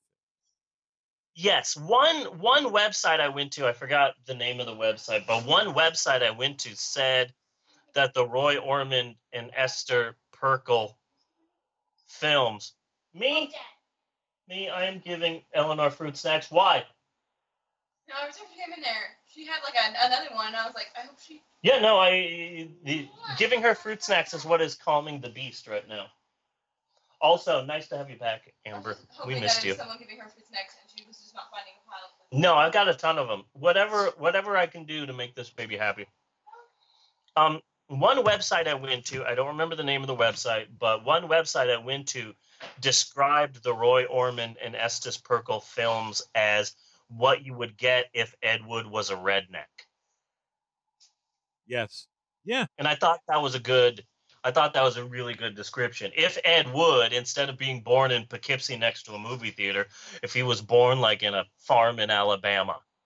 So he would be Ed Wood in the alternate version of the universe that you have been creating with your alternate self from the previous film, The Burning Hell, and alternate universe Ron Jeremy. Yeah. Yeah, exactly. Yeah, it's all the butterfly effect, probably. I mean, if it's all you got, Ron Jeremy would be good in the Tor Johnson part of Plan 9. Oh yeah, absolutely, absolutely. Now, I'm not going to take a crazy long ass time with this week's homework, partially because last week's homework, The Burning Hell, had a wee bit more of an actual plot, whereas this week's homework is like a ridiculous montage of paranoia and fear. Yeah. Basically, this is like a right-wing Kentucky Fried Movie in a sense. Yes, it is. The Burning Hell has more of a plot. This is more of, let me talk real loud and scare you. But also last week's homework was extra long, as was the entire episode. So the last episode's homework, I already discussed at length the funny and bizarre story of director Ron Ormond, so I don't feel the need to go over that again. Yeah. But let's talk a bit about the real star of these two films. And no, I don't mean Jesus. He's hardly mentioned in these films, which is weird when you think about it. these two Christian films, and I'm not sure if they even mention Jesus. But no, let's talk about Hellfire and Brimstone preacher Estes Perkle. Yes. Love this man. He was born in Mississippi. That's a shocker. I pictured him more of a New York City boy. He was a preacher. He was a writer. He starred in 3 films, 2 with Ron Orman, and we'll get to that. He also, and I love this, he wrote a lot of books, and one of the books he wrote, I may have to track down, is he wrote a book in 1969 called Preachers in Space. And in my notes, I wrote in small print, say title of book as if Muppets. Yes. So, thankfully, I knew what I was talking about. And apparently, so he did 3 films. He did this week's film, If Footmen Tire You, What Will Horses Do? And then he followed that up with The Burning Hell. And then in 1974, in 1974, his film from last week, The Burning Hell, was such a big hit. And it toured all over America, touring in churches and high school gymnasiums and yada, yada, yada. Just basically imagine, what's his name, William Castle, except instead of touring around with a gimmicky horror movie, this preacher is touring around with a gimmicky Christian horror film. That's basically what Estes Perkle did with these films. Yeah. And The Burning Hell was such a big hit that 3 years later, in 1977, without Ron Ormond, Estes Perkle made a follow-up. Mm-hmm. It's called The Believer's Heaven. So it's kind of it's a direct companion piece to The Burning Hell. Oh, we might have to. I don't know if I could possibly do it yet. Yeah, but we're gonna have to finish the trilogy, man. Yeah, it's not on YouTube, but someone made a compilation of the movie and put that on YouTube, and it's so goddamn ridiculous. A lot of white robes and harps and midgets. Yeah. It's very cray-cray, which is long for crazy. And a lot of special effects that look like they come straight out of Xanadu. Just imagine Xanadu. Yeah, so like a lot of like neon and a lot of a lot of smoke, Xanadu special effects. Yeah. So I really I really do, like you said, want to find a copy of The Believer's Heaven just for the symmetry of seeing all 3 Estes Perkle films. But I also don't want to have to put any effort into looking for it. Yeah. Because fuck Estes Perkle. So all I know is that it's not on YouTube, and I didn't go any farther than that. So, one day we'll have to do it, just not next. No, not as the next. We need a Perkle break. Yeah, and I've really got some weird homework for next week, but we'll get to that. So. If Footmen Tire You, What Will Horses Do? Is the hideous name of this movie. And the title comes from a Bible verse. So please turn your Bibles to Jeremiah chapter 12, verse 5. I was trying to go for a Southern preacher, and I think I went more for Jim Brockmeyer. For those of you kids listening at home, a strap-on is what mommies use to penetrate daddies. So, Jeremiah chapter 12, verse 5, and I quote, "If you have run with the footmen and they have tired you out, then how can you compete with horses?" End quote. Aha! But that's a trick question because everybody knows that they shoot horses, don't they? Yes. Boom. I just broke up your logic, pal. You just so the basic premise of this, So the basic premise of this film is that communists are murderers and rapists, and if America doesn't stop wearing miniskirts and listening to Captain and Tennille, then the commies will completely take over the United States of America by 1973. Yes. And the thing, again, I mentioned this last week, but I'll mention this again. The thing that I love is that there are horror movies from the 70s that showed less gore than this. Yes. There are hideous horror movies from the 1970s that did not go as far as this film did. But it's okay that this film shows such murder and torture and rape because it's a movie for Jesus. Like it really kind of surprising. So the film uses like some serious blood feast style cheap ass special effects to show murder and torture and the rape of Christians by evil commies, which is odd because silly me, I thought that communism was an ideology, but nope, communism is a movement about one thing and one thing only: destroying the word of God. Yep.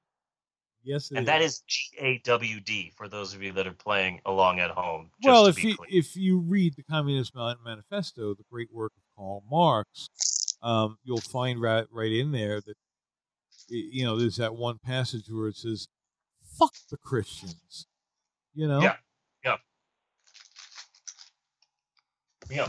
That's exactly what it is.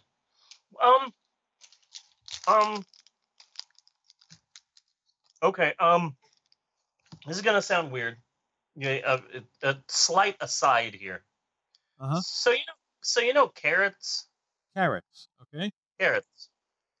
Are they a fruit? I believe they're a vegetable. I forget the qualifications, though. I'm just weirded out because right now I'm giving Eleanor like a crap ton of fruit snacks so that she doesn't riot. And I noticed that, okay, so the fruit snacks are in shapes, and there's like an apple, and there's like some berries. Yeah. And there's carrots. Why are there carrots?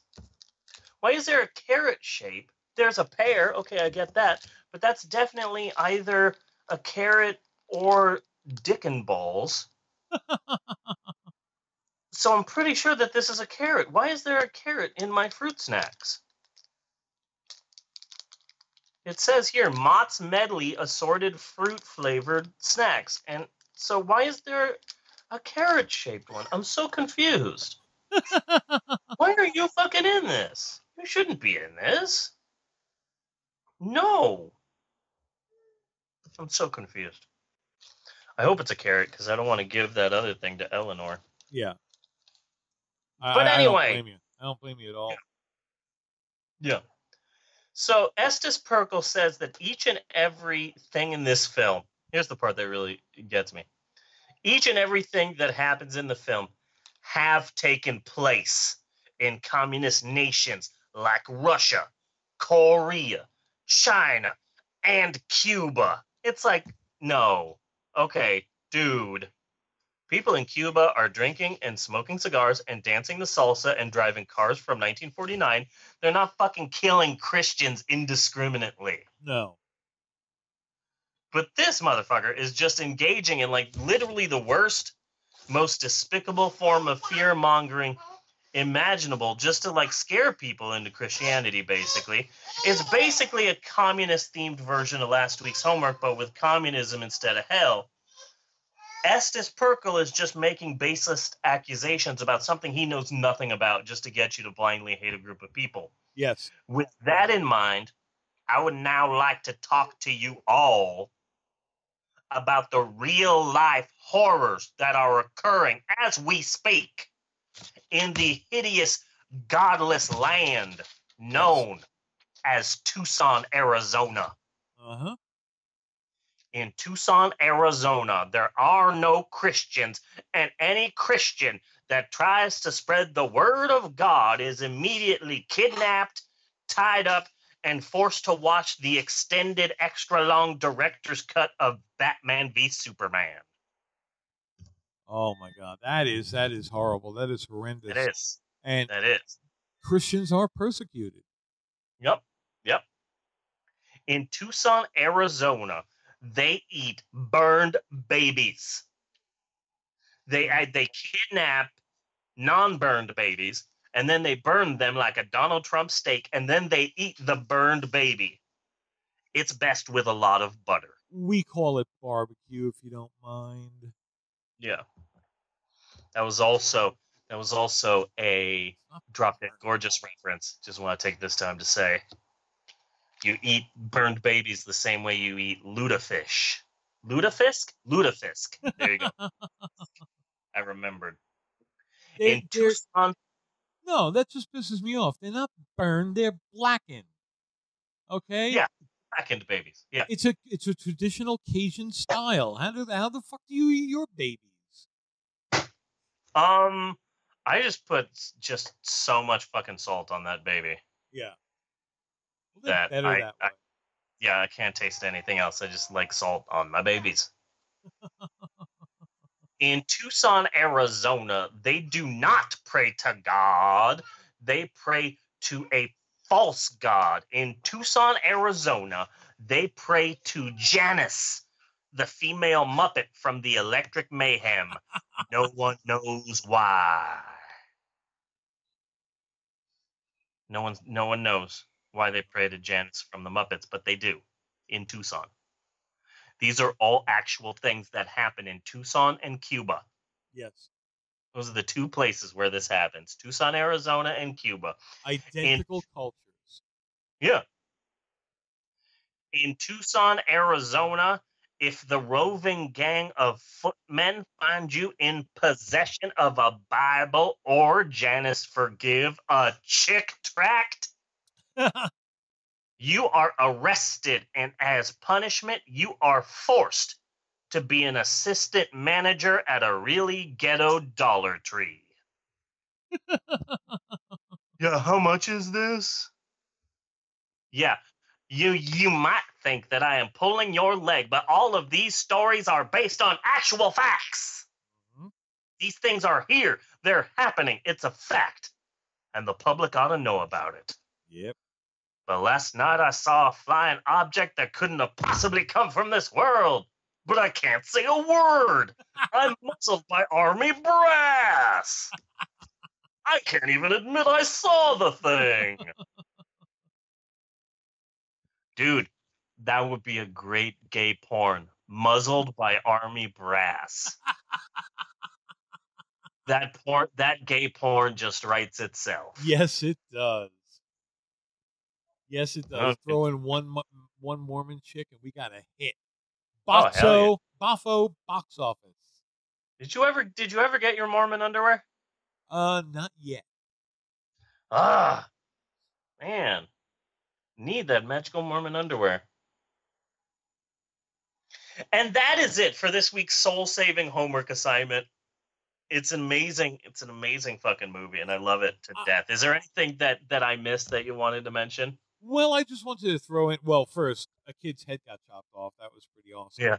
They shoved the bamboo in the ear. Yeah, they shoved a shaft of bamboo into a kid's ear. He was all full of blood and started to vomit. Yeah. How did they make the kid vomit? That was like real fucking vomit.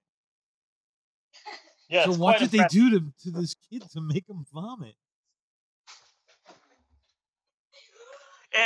There are no real minorities in this film, so if they wanted a white kid from the South to vomit, they probably just told him, "Hey kid, black people exist," and then he just vomited. It's like 1970. Yeah. So that's probably how they got him to vomit. Hey kid, Mexicans exist, and then just immediate vomit. Maybe. Yeah. It was impressive because it was real. Yeah. But I also ran across this really fucking strange thing that I'm only going to touch on it, not get into any real depth. But I've been working on the first film for Bob's Dirty Shorts. Okay. Bob's, not sure what the name is. Okay. Midnight Mayhem I'm kind of playing around with. I had another name that I completely scrapped and can't even remember anymore. Psychotic Snap. So I'm doing Don't Look in the Basement, and I've been working on the script for that and everything, and I've been looking around for any kind of materials. Have you ever seen Don't Look in the Basement? Huh? Have you ever seen Don't Look in the Basement?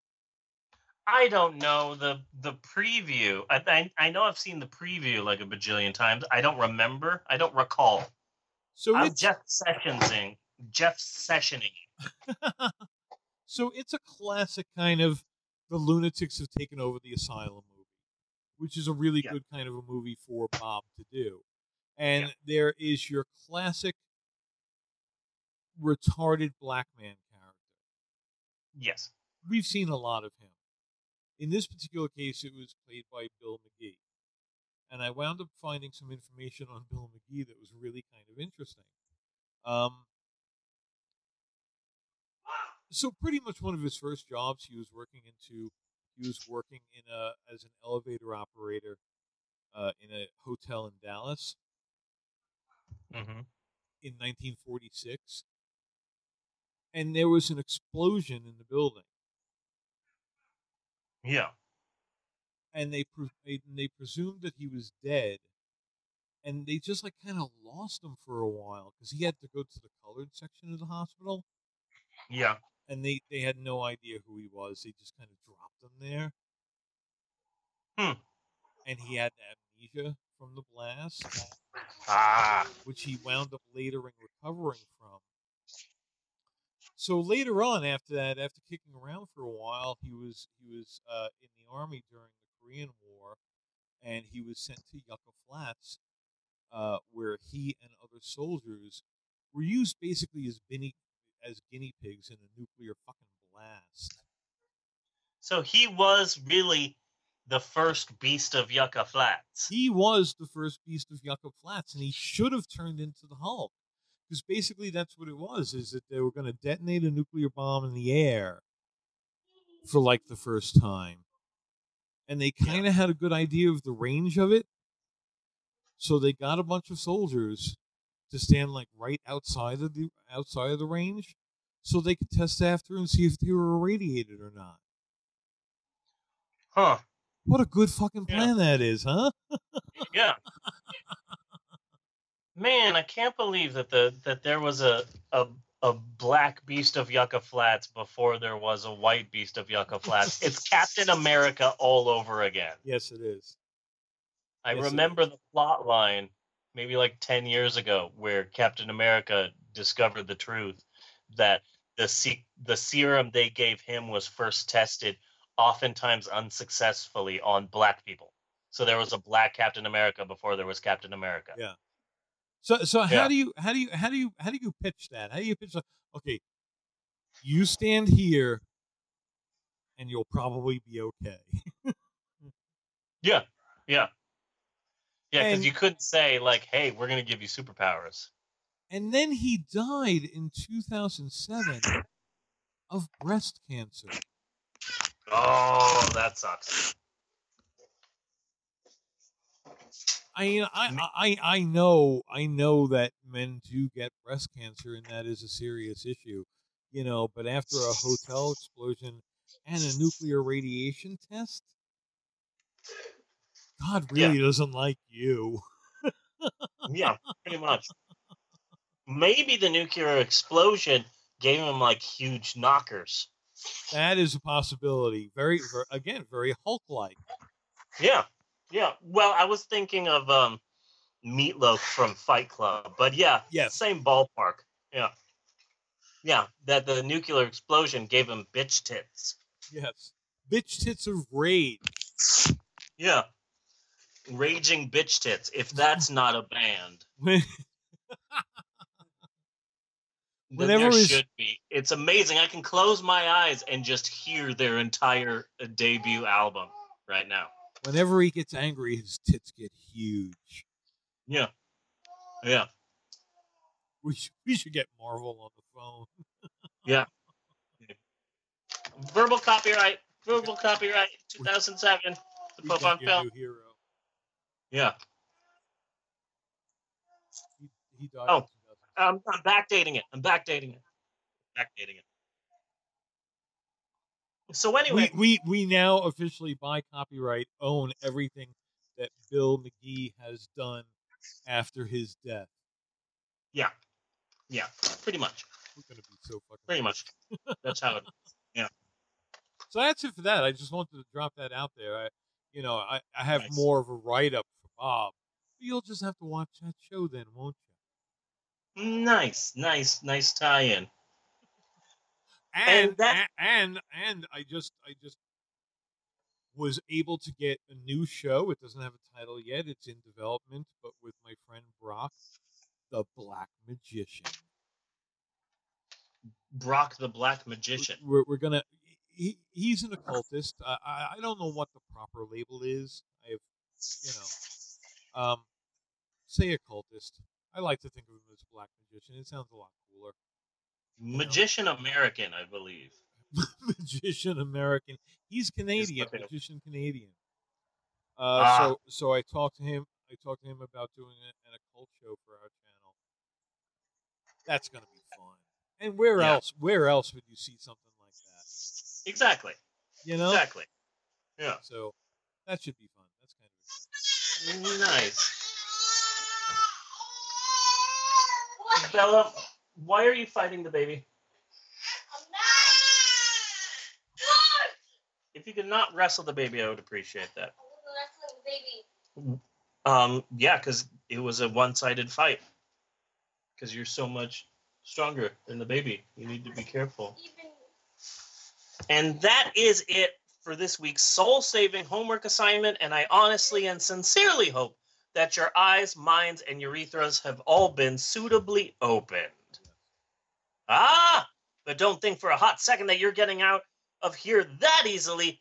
No, my friend. Don't forget next week's homework assignment. And for next week's homework assignment, we are diving crotch first into a bizarre world that to you and I, Bunny, will be both eerily familiar and completely foreign. All right. I'm both frightened and excited for the homework that I have next week. Okay? What is it? Hit me. Just buckle up for this one, okay? Uh-oh. It's going to be a weird one, which is weird coming from me in this podcast, but just don't laugh. Okay. So you know the show Supernatural, right? Right. Are we doing another porn? No. There's supernatural porns, but all the people don't look like the people they're supposed to look like. It's ridiculous. Like, you can't just get a porn actor and put him in a leather jacket and say that's Dean. No, it has to look like Dean. It's fucking ridiculous. But anyway, no. A long time ago, I looked into that. Yeah. Just to be clear, a long time ago, I looked into that and was disappointed. But no, we're going someplace else. Did you know that Supernatural, my wife's light, easy, breezy fandom, don't say obsessed, don't say obsessed, don't say obsessed. Did you know that Supernatural has been around for so freaking long and has such a big and rabid fandom that in 2010, the legendary Japanese animation studio Madhouse, the people responsible for Trigun, Death Note, and my beloved frickin' One Punch Man, they made a 22-episode anime series. Of Supernatural? Of Supernatural, yeah. One of the biggest Japanese animation studios in Japan made an anime based on an American CW television show. Like, this is so bizarre and weird and unprecedented. It's not like in Korea there's a claymation movie based on Modern Family. No. You know, it's not like in Russia there's a kids puppet show based on The Big Bang Theory. But those things are just as weird as one of the biggest animation studios in Japan making a Supernatural anime series. That's just bizarre. Yeah. Well, so you probably didn't know that, but now you do, and we're watching episode 1. We're watching episode 1. It is on YouTube. We're going to watch it and try and answer one question. Okay? Okay. One question. It's a simple question. We're just going to watch just a 22-minute anime series on YouTube. It doesn't matter what the series is. We're just going to watch this episode, and we're going to ask one question. All right. Would we watch this? Okay. That's it. That's it. We're going to watch this one anime series and go, is it worth it? Should we bother to watch all of them? I'm assuming no, for whatever reason, and I hope to get to the bottom of this. Supernatural fans really don't give a shit about this, too. That's the bizarre thing. Yeah. Is that there are like Supernatural you think they would be as rabid about that as everything else. Yeah. There are Supernatural fans out there who write Supernatural fandom and have Supernatural shirts and a Supernatural tattoo and go to all the Supernatural conventions and are obsessed with Supernatural. But you mention the anime and they go, ew. That sucks. And I'm surprised by that. You would think that a Supernatural fan would be into everything, but there's so many people that just don't like this anime. And that's surprising to me because it's like, oh my God, they made One Punch Man, and they also made a Supernatural anime show. That's good. That's phenomenal to me. It's like suddenly learning that like Guatemala is obsessed with Bob Ross. Yes. You know? Yeah. So they made like a musical play based on the life of Bob Ross. Like you would think that's weird. It's like a 22 episode series of Supernatural anime. That's just amazing to me. So there's a part of me that thinks that I could get into this, but there's also a part of me that thinks that this is probably going to suck ass. But there is a bit of an attraction in that Supernatural fans don't like this. Yeah. Yeah, there's something about that I also like, that there are so many fans out there that have like disavowed this series that I go, really? In that case, I might have to take a look at this. Yeah. Let's find out. What's under the hood. Yeah. So that is what we are doing next week. Supernatural, the anime. And please click me that link when you can. I will. And my wife just gave me the finger. And I'm not sure why. I'm not being in any way negative towards Supernatural. Why was that? Why did you give me the finger there, honey? I don't know. It just felt right. Have you seen the Supernatural anime? You've already told him I haven't. No, Did I?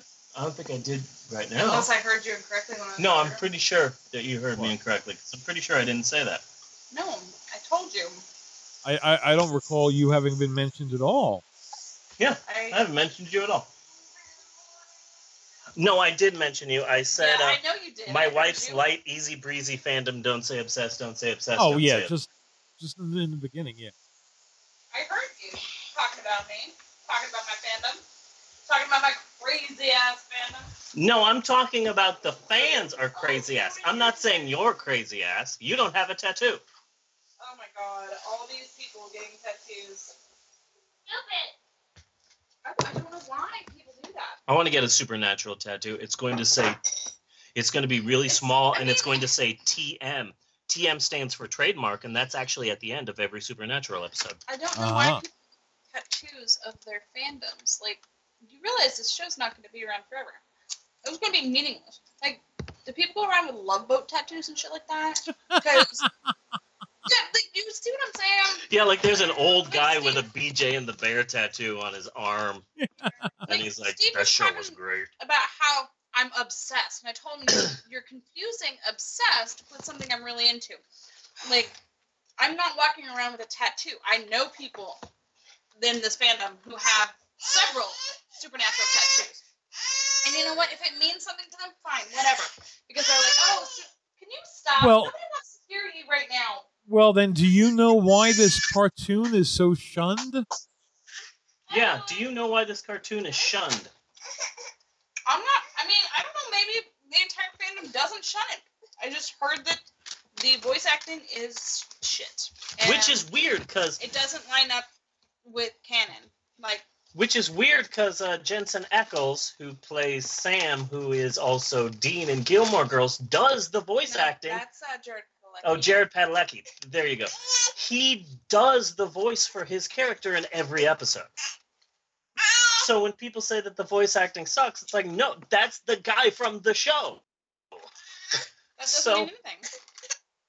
You have yourself said voice acting is not the same as on-screen acting. That's a good point. So he might be a good actor, but not a good voiceover actor. Yeah. Can you stop it? Yeah, I can see fucking that. Christ, child. Nobody wants to hear you crying. I don't want to put my titty out right now. Yeah, she's trying to undress you there. Damn. Trying to get to the milk. So anyway, that's next week, and it's going to be exciting. It's going to be different, and I'm interested in watching this. Yes. Yeah. I watched like the first 5 minutes, and like my jaw was on the floor, and I'm like, okay. I either can't watch this. I'm not sure. It was 100% different from what I was expecting. It will help us build up antibodies against the Purple before tracking down and going into his final movie, and we're gonna fucking need that.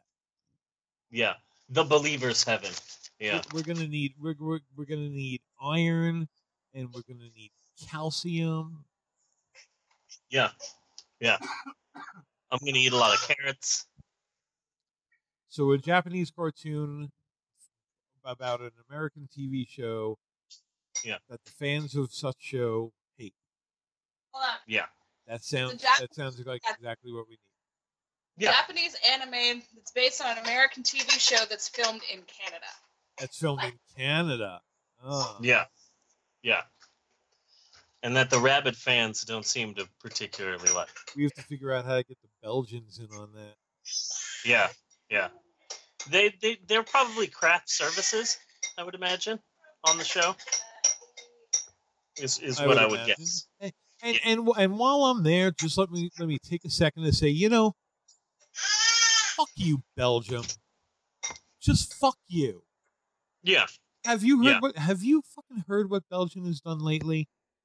No. Nothing, because fucking Belgium never does a goddamn thing. Exactly. Just fucking there you go. Being all Belgian-y. Jean-Claude Van Damme. That's what you've contributed to modern society. Yeah. Jean-Claude Van Damme. Thank you. Thank you so much, Belgium. Yeah. I feel people have been keeping silent on that subject for far too long. Yeah. I agree. So we still have to talk about this week's movie, and I've got a lot of random stuff planned for that, in keeping with the style of the film.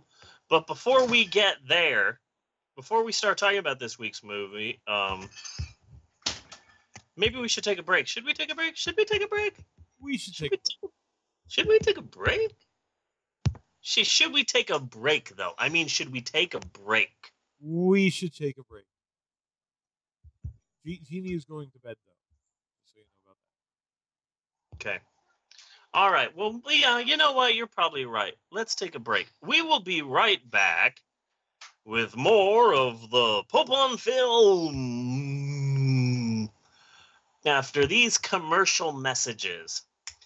Do do do do do do do do do do do do do do do do do. Diddy-da-da-doo. I believe I just sent you the link. Yeah, I just sent you the link. Supernatural, the animation, episode 1, The Alter Ego.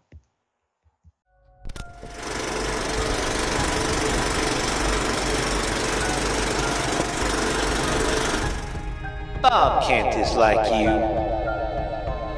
But Bob will tell you this. You haven't got long before you all try to kill yourselves. Because you're crazy. And You can project that back at Bob. Bob is only what lives inside of each and every one of you.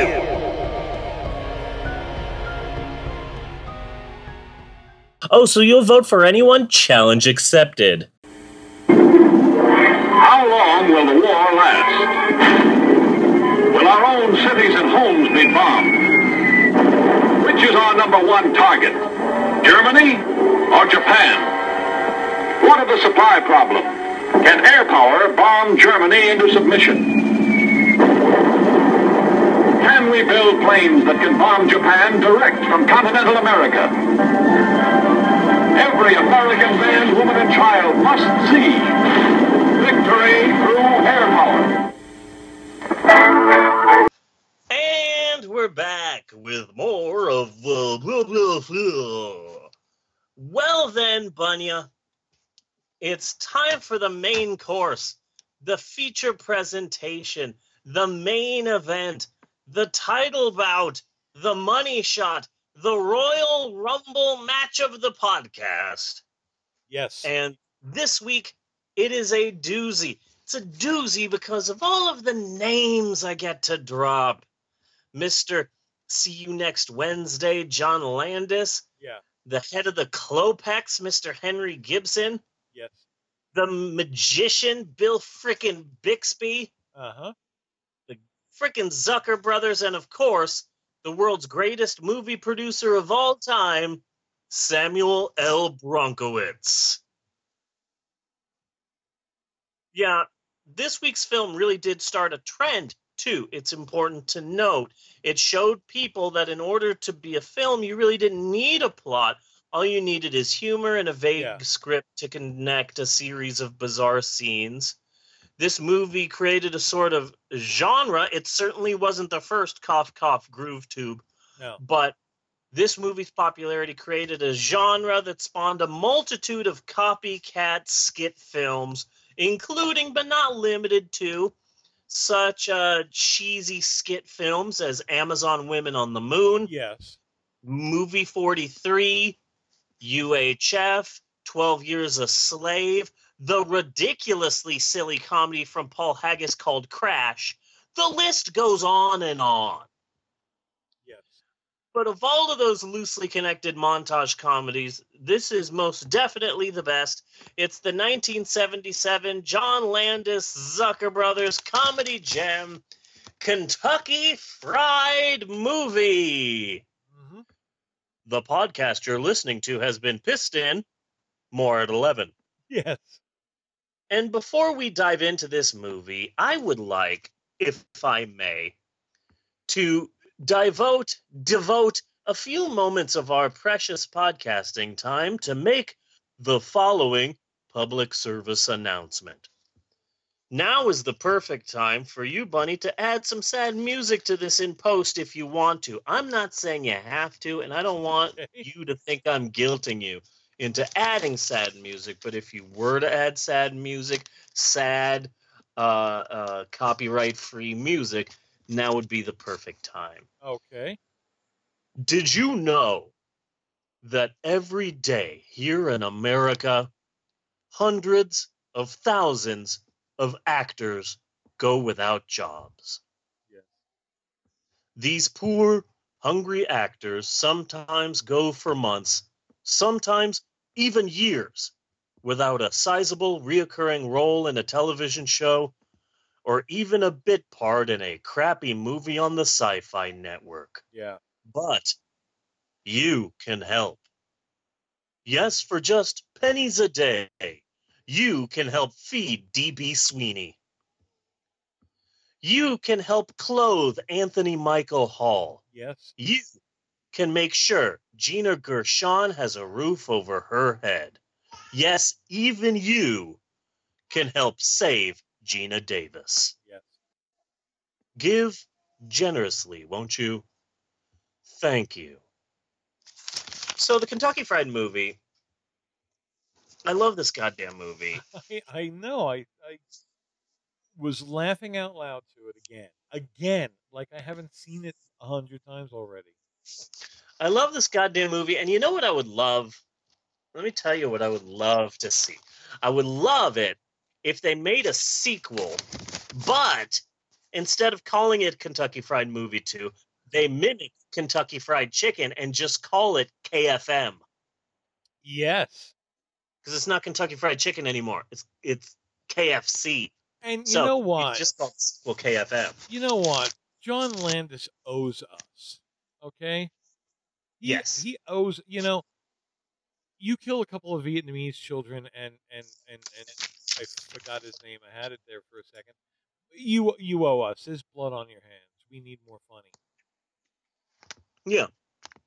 John Landis, the director of such legendary films as Beverly Hills Cop 3 and Blues Brothers 2000. The man's a comic genius. Which gets me really pissed off whenever he's called a horror master. Yeah. Like, he made one fucking horror movie, guys. I mean, yes, it's a good movie, but and the Thriller horror video. Master, yeah. Yeah.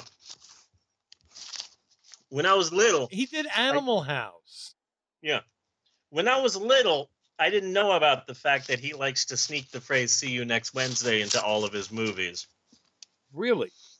Yeah, he likes to sneak "see you next Wednesday" into all of his movies because that's a line that's used in 2001? Yeah. It's like the last line that some character says in the movie. Hey, see you next Wednesday. And he just thought that was such a weird, bizarre line that he just decided, I'm going to put that in all of my movies, which is why when Feel Around, or I think that's what it's called, Feel Around? Yes. Yeah, when he goes to see that movie, the movie's called See You Next Wednesday. And, you're talking about an actual movie. No, that was Sense Around. Oh, Sense Around. Okay, yeah. Yeah, but the movie that he goes to see is called See You Next Wednesday. Uh-huh. And it's hidden in various things. In fact, the first time I ever heard that phrase was in John Landis's fucking Thriller video. Because fucking Michael Jackson is watching the movie with his girlfriend, and his girlfriend leaves, but Michael Jackson stays for a second to watch the movie, and you hear the people on the screen go, "There's a note." What does it say? It says, "See you next Wednesday." Look out! And then there's a scream and the monster attacks, and that's when Michael Jackson leaves the theater. And I thought that was so weird. See you next Wednesday. And then I saw other John Landis movies, and I went, oh, holy shit. See you next Wednesday is in everything. Yeah. Yeah, See You Next Wednesday has its own Wikipedia page. Because not only does John Landis force that into all of his movies, but now a bunch of other non-John Landis people also work it into their films as kind of like a cool reference or whatever. Yeah. See you next Wednesday. I have not picked up on that. I'm just thinking how funny the negotiations must be on that. Just picture, because Michael Jackson would be kind of a control freak about things. So yeah. John Landis would have to fight to get in the line. See you next Wednesday. Yeah. Yeah. Like, no, Michael, I am putting my foot down. I will do this, but I will not do it unless the line "See you next Wednesday" is in here. Yeah. Now, this will be difficult. This will be a difficult movie to discuss because the movie defies genres. It defies basic script structure. Yeah. It defies basic description. And what this means is that this film was surprisingly hard for me to try and pin down in a podcast sort of setting. Right. Describing the plot of the film is nearly impossible, so we definitely won't be doing that. Well, there's definitely no plot whatsoever. Yeah. Not at It's all. a horror film. Yeah. What? No, I assume that you gave her the cookie. Did you give her a cookie? What? You didn't give her a cookie. Did you give her a cookie? Ah, there you go. She took Bella's cookie. There you go. Screw you! My cookie, I'm saving it. Stop hoarding food. That was Bella's a food hoarder. So this is a hard film to discuss because the film itself, the focus keeps changing on the film. So before we get to the story of the making of Kentucky Fried Movie, in keeping with the ever-changing plot of Kentucky Fried Movie, I'm going to completely switch gears now, completely, unexpectedly, and talk about dead Indians instead. Okay. You see, there's been an idea gestating in my brown noggin for quite a while now, an idea for a randomly occurring segment here on the show that I haven't had time for until now. Plus, it makes a strange, perverse sort of sense to have our discussion of Kentucky Fried Movie be a random hodgepodge of various subjects, just like the film. Yeah. So this new randomly occurring segment came to me from all of the fun that I have doing story times here on the podcast, where I take the history of an actor or director and the making of the film, and I get all of this information and sort of approximate it into a fun story in my own unique voice. So occasionally here on the podcast, I will be doing that sort of story time, but with history. With history. Yes, so I will be getting moments in history and reworking them into my own voice with this first episode of what I am calling Steve's Historical Approximations. Okay. And this week, we are talking... What? You got a fruit snack without acting? Without acting? You know you need to act like a pirate every time you have fruit snacks. So act like a pirate. Act like a pirate, I said. Or you don't get the fruit snacks. No, act adult. Okay, well, ask me if you can have fruit snacks. Yes, but first you need to act like a pirate. These Cadillacs get on my boat.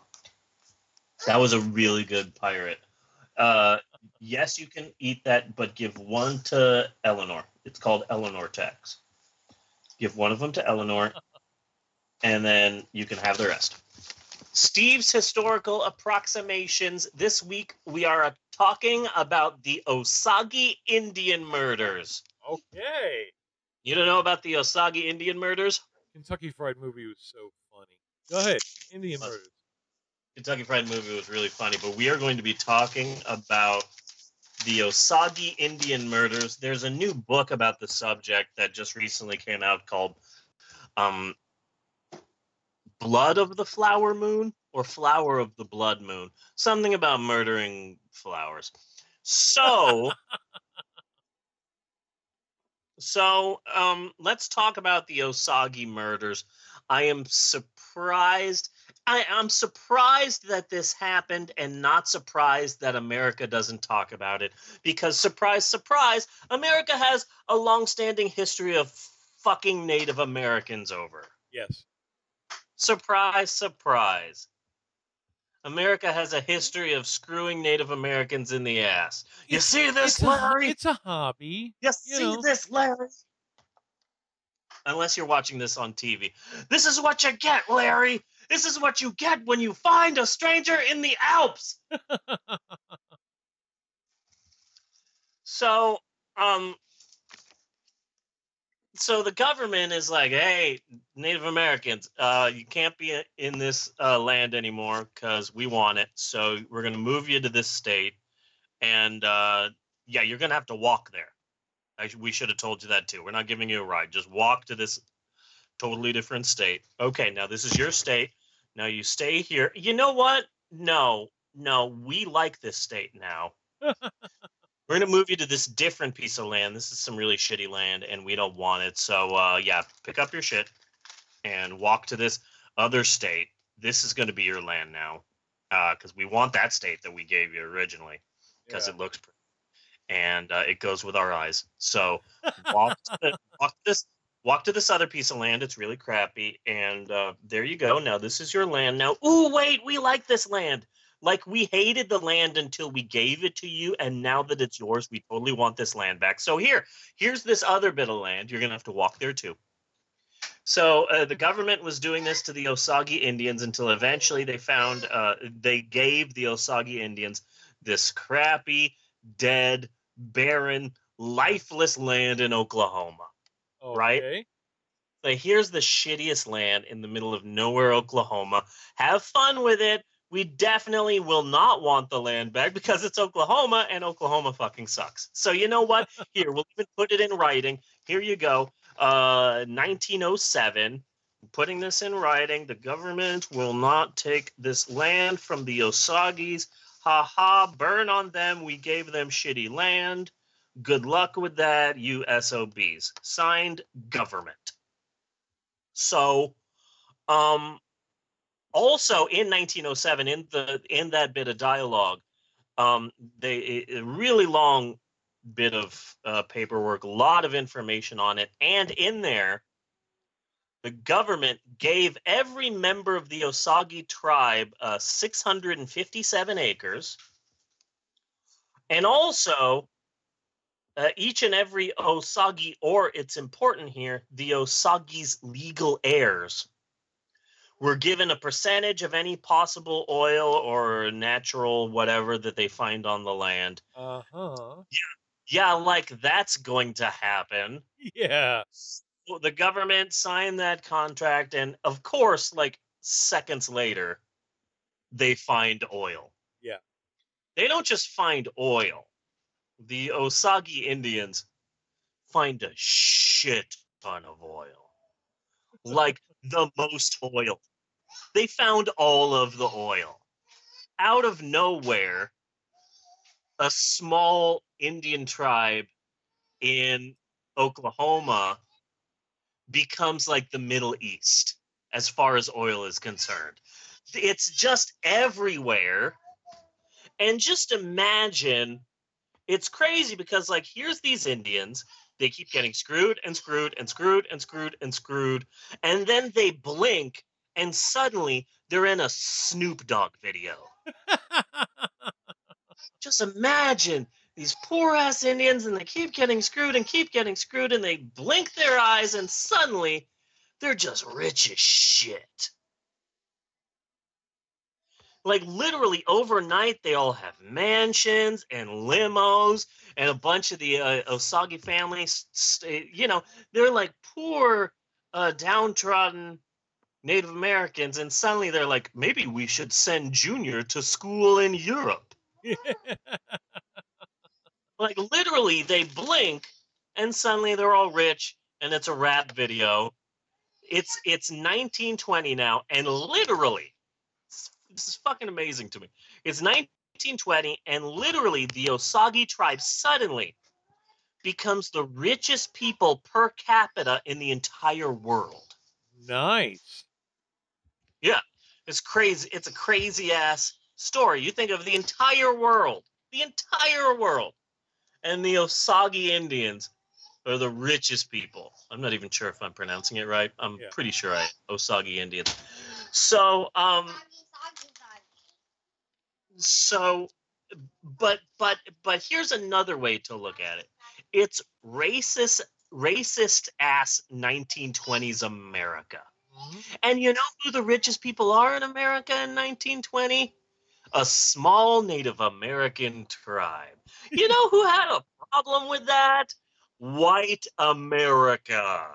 I would imagine that. I was kind of wondering where it got there.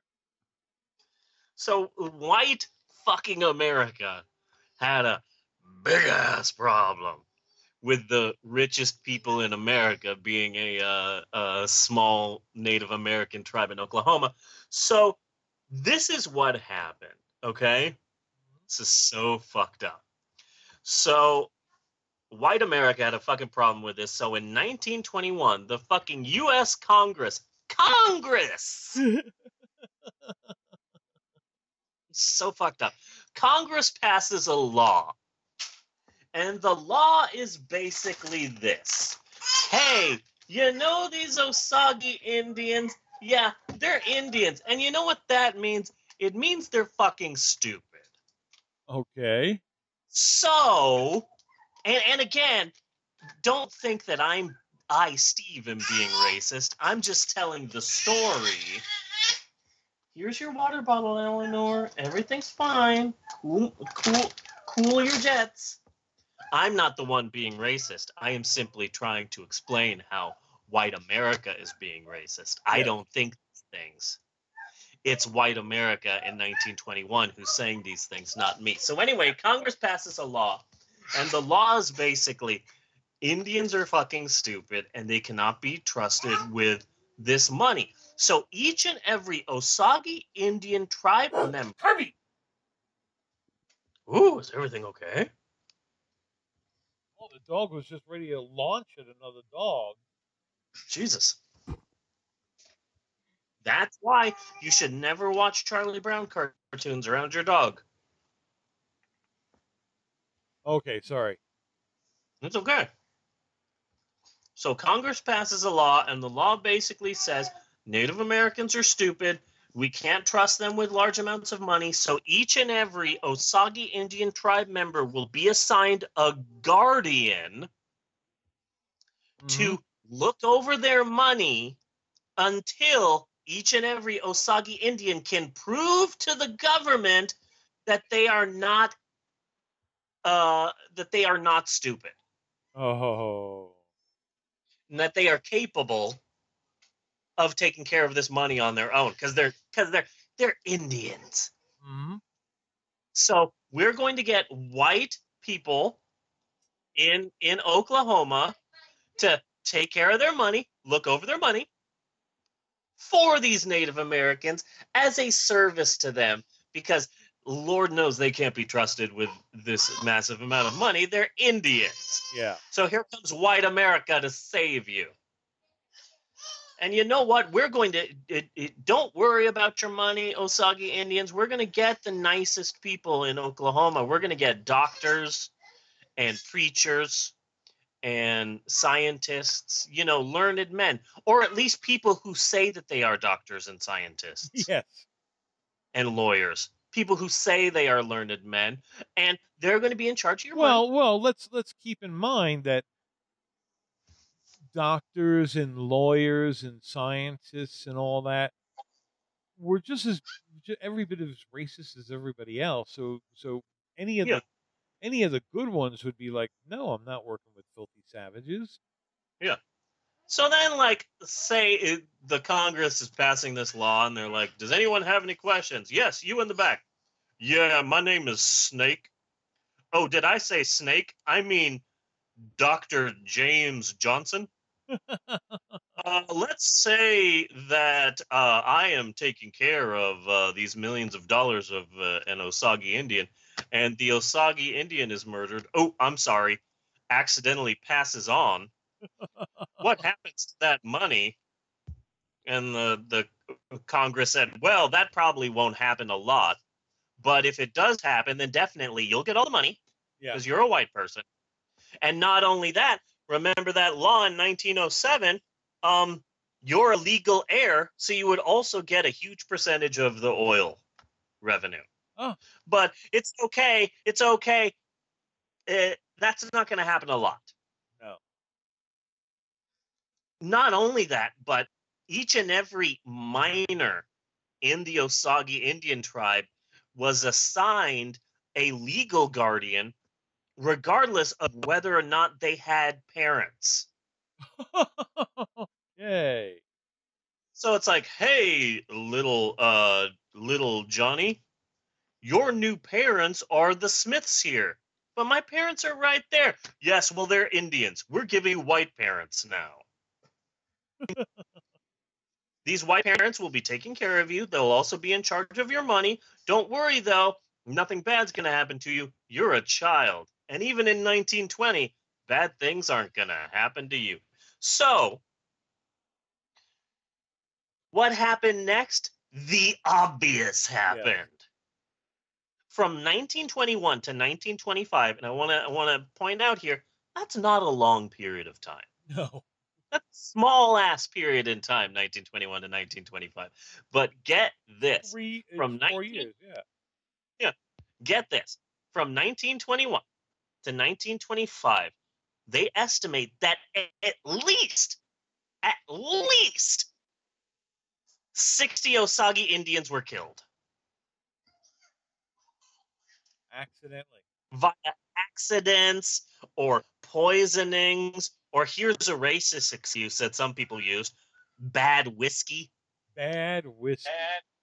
Or in some cases, just outright murder. Literally, it didn't matter who you were. You were an old tribal member. You were an 8-year-old boy. Osage Indians were being murdered left and right by white Americans who wanted a piece of all of this shit. Yes. At least 60 Osage Indians were killed. Probably much more. A lot of the murders went unsolved. Like these Osage Indians were Spinal Tap drummers. Yes. Well, let's see here. He was smoking a cigar and then he accidentally fell on these 5 bullets. You know what? Best to leave it unsolved. Yeah.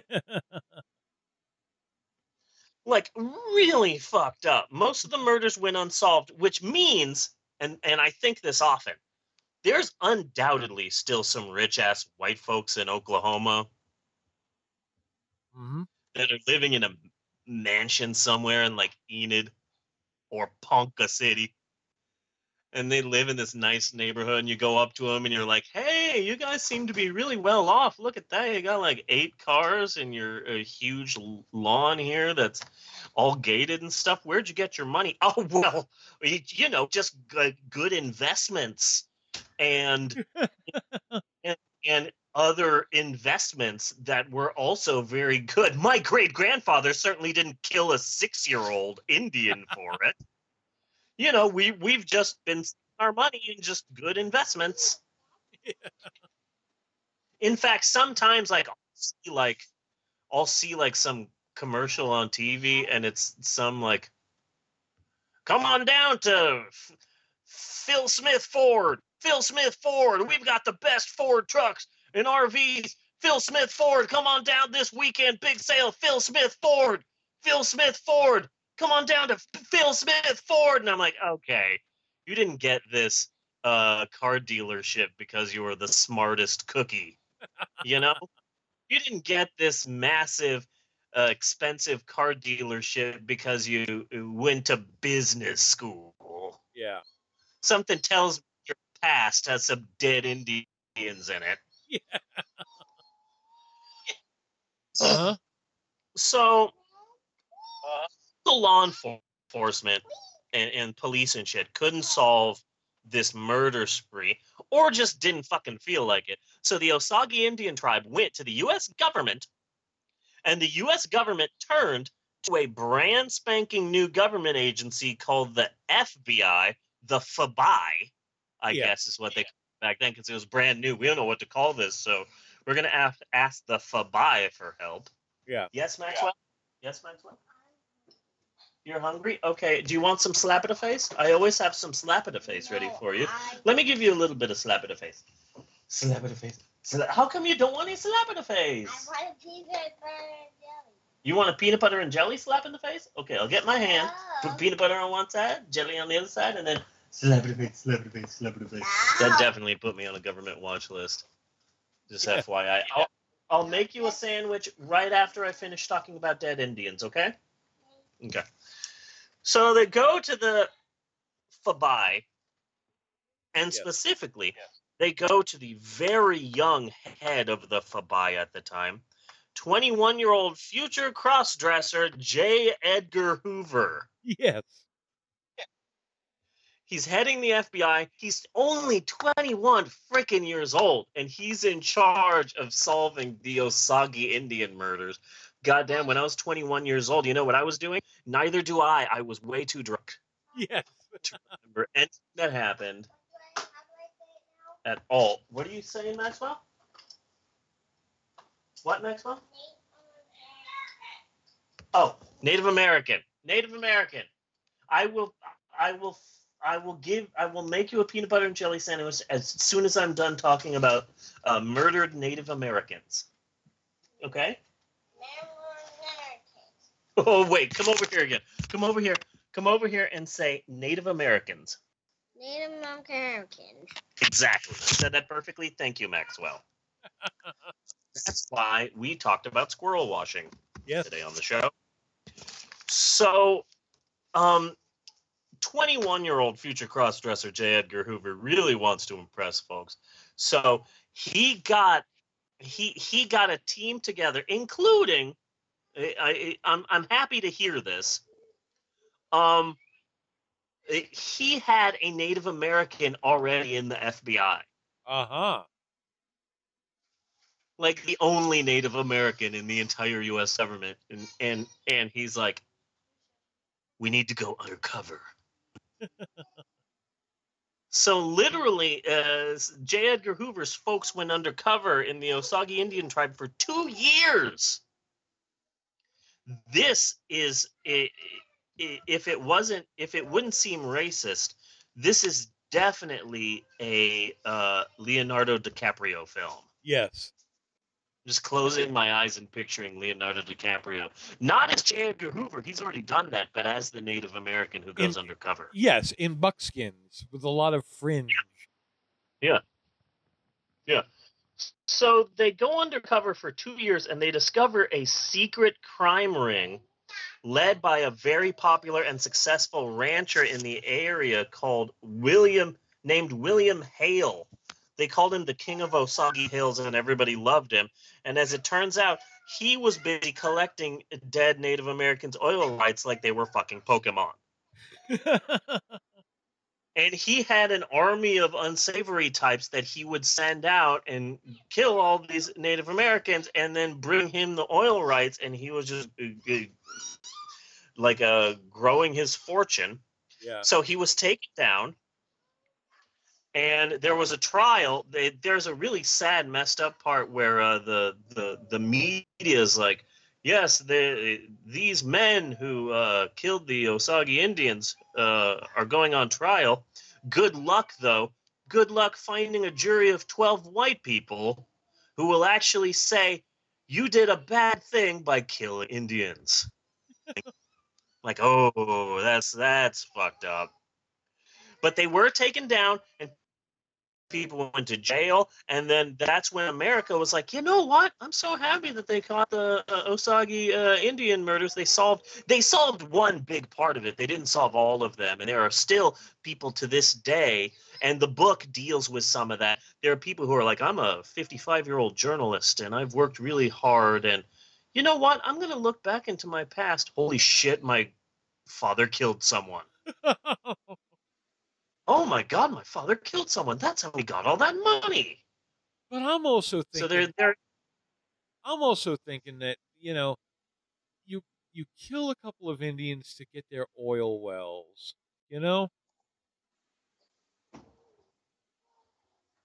When is it become that your decision to kill somebody becomes based on your OCD? Like if you got oil wells in one area and then you got oil wells in the other area. You got to kill the guy with the oil wells in the middle so that all your oil wells are together. Yeah. Yeah. So you wind up killing a specific Osage Indian to get a sense of symmetry. Yeah. So that you can start putting up hotels. Yeah. Yeah. Yeah, exactly. So this was the part where America was like, yeah, you know what? I would say that I'm happy that they caught the Osage Indian murderer, but I don't want to say that because they're still Indians. Let me look for someone who we can really make the hero of this, a white person. I'm done talking about Native Americans. You know what? I like this J. Edgar Hoover guy. You know what? Maybe this is a name that we as an American society should remember. Yeah, good job, J. Edgar Hoover. I'm sure that you have big things in your future. Like the end of episode 1, The Phantom Menace. It's like, well, Anakin Skywalker, we'll look forward to your future. So This reminds me of an awful documentary that I watched one night all about Monopoly. Because, if you're doing a documentary on Monopoly, you can only keep it interesting that long. But that's interesting because maybe that documentary was based on the book that I read, because I read a book about Monopoly too, and about the freaking lawsuit and yeah. So then you know that Monopoly was actually invented by a woman, and it was specifically what she had done was made an educational tool to try to show the evils of land ownership. Yeah. And that land ownership will eventually lead to one person having all the money and leaving everybody else destitute, and that's the origins of Monopoly. And that's not surprising, because there is no Monopoly game that ends in 35 minutes with everyone playing going, you know what? That was a fun game. That was a really fun game, and I loved it, and we should definitely play that again sometime. No, Monopoly ends horribly. Yeah, Monopoly ends with a lot of really pissed off people. Yeah. Monopoly ends with lives, with bridges burned. But then in the Depression, everybody was poor. They just kind of liked the idea of getting all the money and fucking people over. Yeah. Yeah, so then the end of the Osage Indian murders is that in 1925, Congress, who it should say was indirectly responsible for all of the murders in the first goddamn place, because America can't stop screwing Indians over. Yeah. In 1925, Congress passed a law saying that only full-blooded Osage Indian tribe members could inherit oil rights. And white America went, "Oh, not fair, man." I'm sure there was a public outcry. Yeah. But that's the end of my first Steve's historical approximations. Yes. That is the story of the Osage Indian murders. It's a fucked up story. And if you would like to learn more about the Osage Indians, then read a fucking book every once in a while. Damn, son.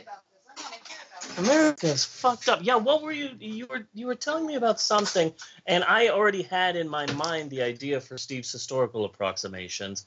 What were you talking about? Oh, chickenpox! No, smallpox. Smallpox. Yeah. Cowpox. Yeah. Cowpox, smallpox. Oh yeah. Well, smallpox is always great with the Indian community. They love it. Smallpox, large pox, medium pox, cowpox. Since we're talking about that, the smallpox vaccination is the only human vaccination that has been completely eradicated, 100%.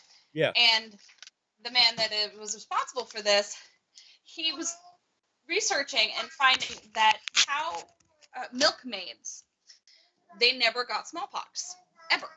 Yeah. So he tried to figure out why.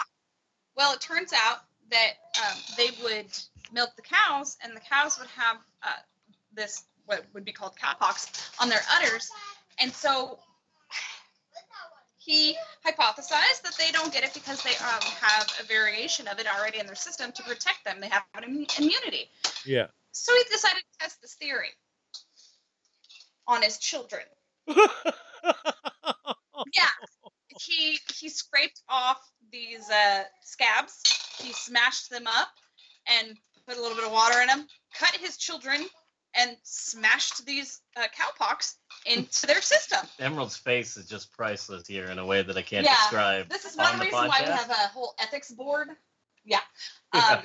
So after he did that, he then exposed his children to smallpox. And thankfully for them, they were immune. So that's how we found the vaccination for smallpox. Nice. And why we have ethics boards. Kind of like how my parents did. Fucked up family, but nice. Yeah, like, I mean, I know psychologists have, I mean, it's obvious they've spent years studying their own children. Amber has come out now, too, to make a face. I don't see how that works considering you're the one parenting them, so how would you know if you're fucking up? Yeah. And also, did he tell people that? Like, I imagine, like, the reality of science is kind of fucked up, where people are like, "Congratulations on curing smallpox. How did you come up with this?" "Oh, I just fucked my kids up pretty bad. Like, I cut my kid's arm open, gave him cowpox, and then realized that they're no longer going to get smallpox." Oh, I'm sorry. I mean research.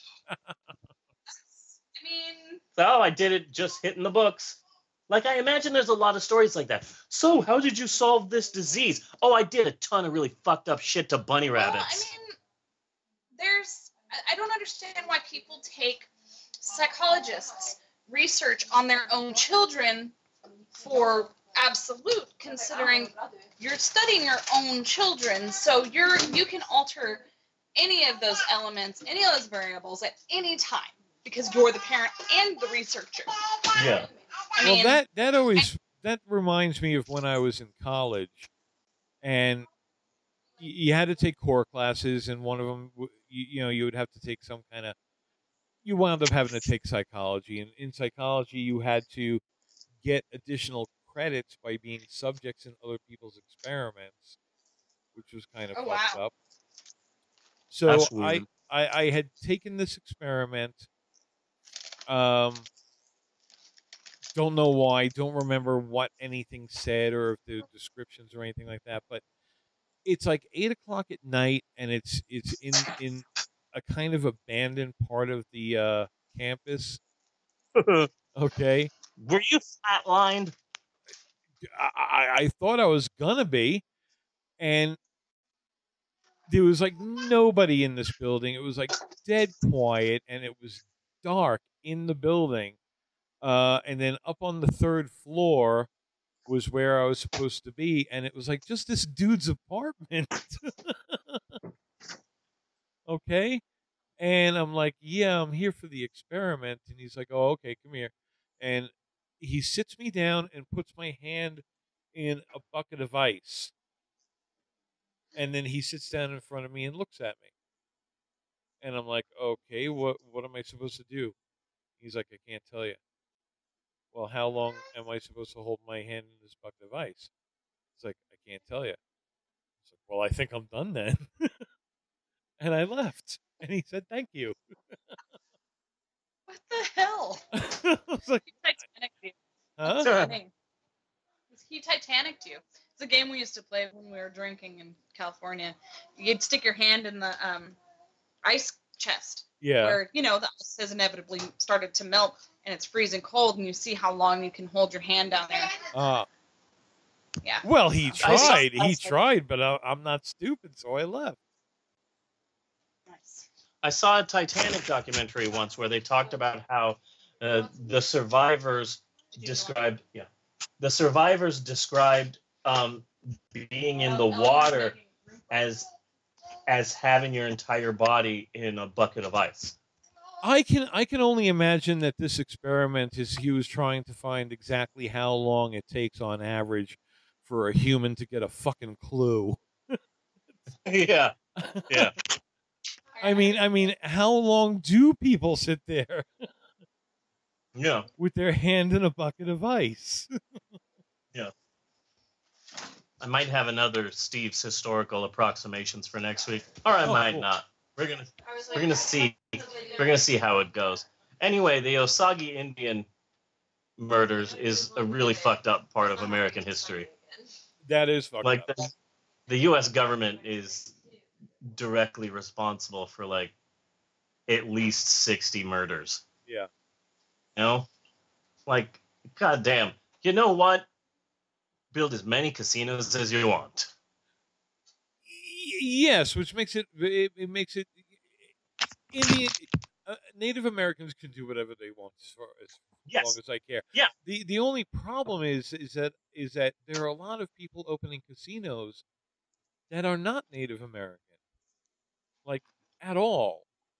Yes, I believe Harry Shearer from Spinal Tap wrote a book about that.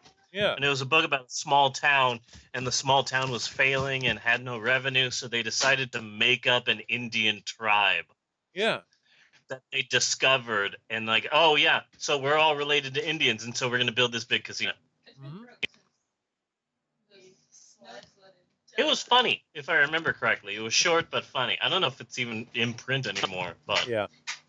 I remember really liking it. And then thinking that could never happen. But no, it absolutely does. So anyway, back to Kentucky Fried Movie. Yes. Let's do a bit of stats. 1977 comedy film directed by John Landis, who is, of course, the director of such legendary films as Blues Brothers 2000 and, of course, the 2010 comedy Burke and Hare, which everyone saw. Yes. At least 10 times. I'm so sick of Burke and Hare stories, frankly. Oh, yeah. Burke and Hare has been done just over and over again, and nobody's ever really cared much. Yeah. And Natasha just spends all of her time reading Burke and Hare fan fiction. Yeah. But she's not obsessed with Burke and Hare. There are people with tattoos. With Burke and Hare tattoos. The film was written by the legendary writing team of David and Jerry Zucker and Jim Abramson, which I have a hard time with because all my life I thought his name was Jim Abrams up until the moment I started working on this podcast. Really? I guess my entire life, my brain was just autocorrecting. So I always thought it was Zucker, Abrams, and Zucker.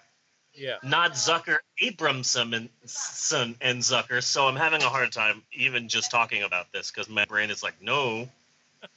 But the film was made for only $650,000, which is a remarkably small amount of money.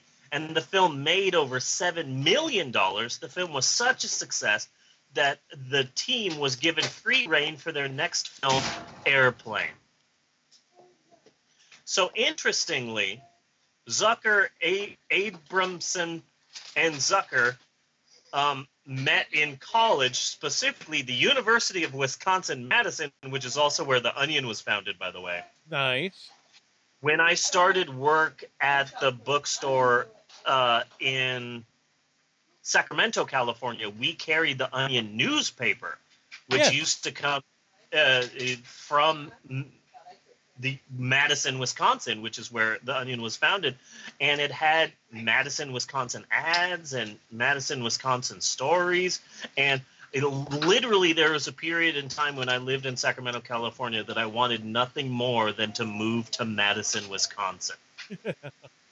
Because the Onion made it seem so cool. There would always be ads for this one restaurant called Porn and Breakfast. Porn and Breakfast. And it was a restaurant. It was only open for breakfast. And they served alcohol. And the TVs always played hardcore pornography. Nice. And I'm like, God damn it, I need to move to Madison, Wisconsin. What's the weather like? I have no idea, but I'm moving there. This is apparently the coolest place in the world. So they met at the University of Wisconsin-Madison, and they formed a college sketch group called Kentucky Fried Theater. Yes. So they did skits and junk.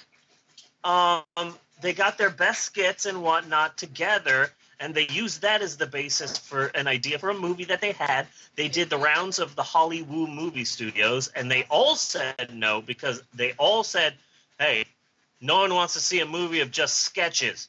I mean, it's the 1970s.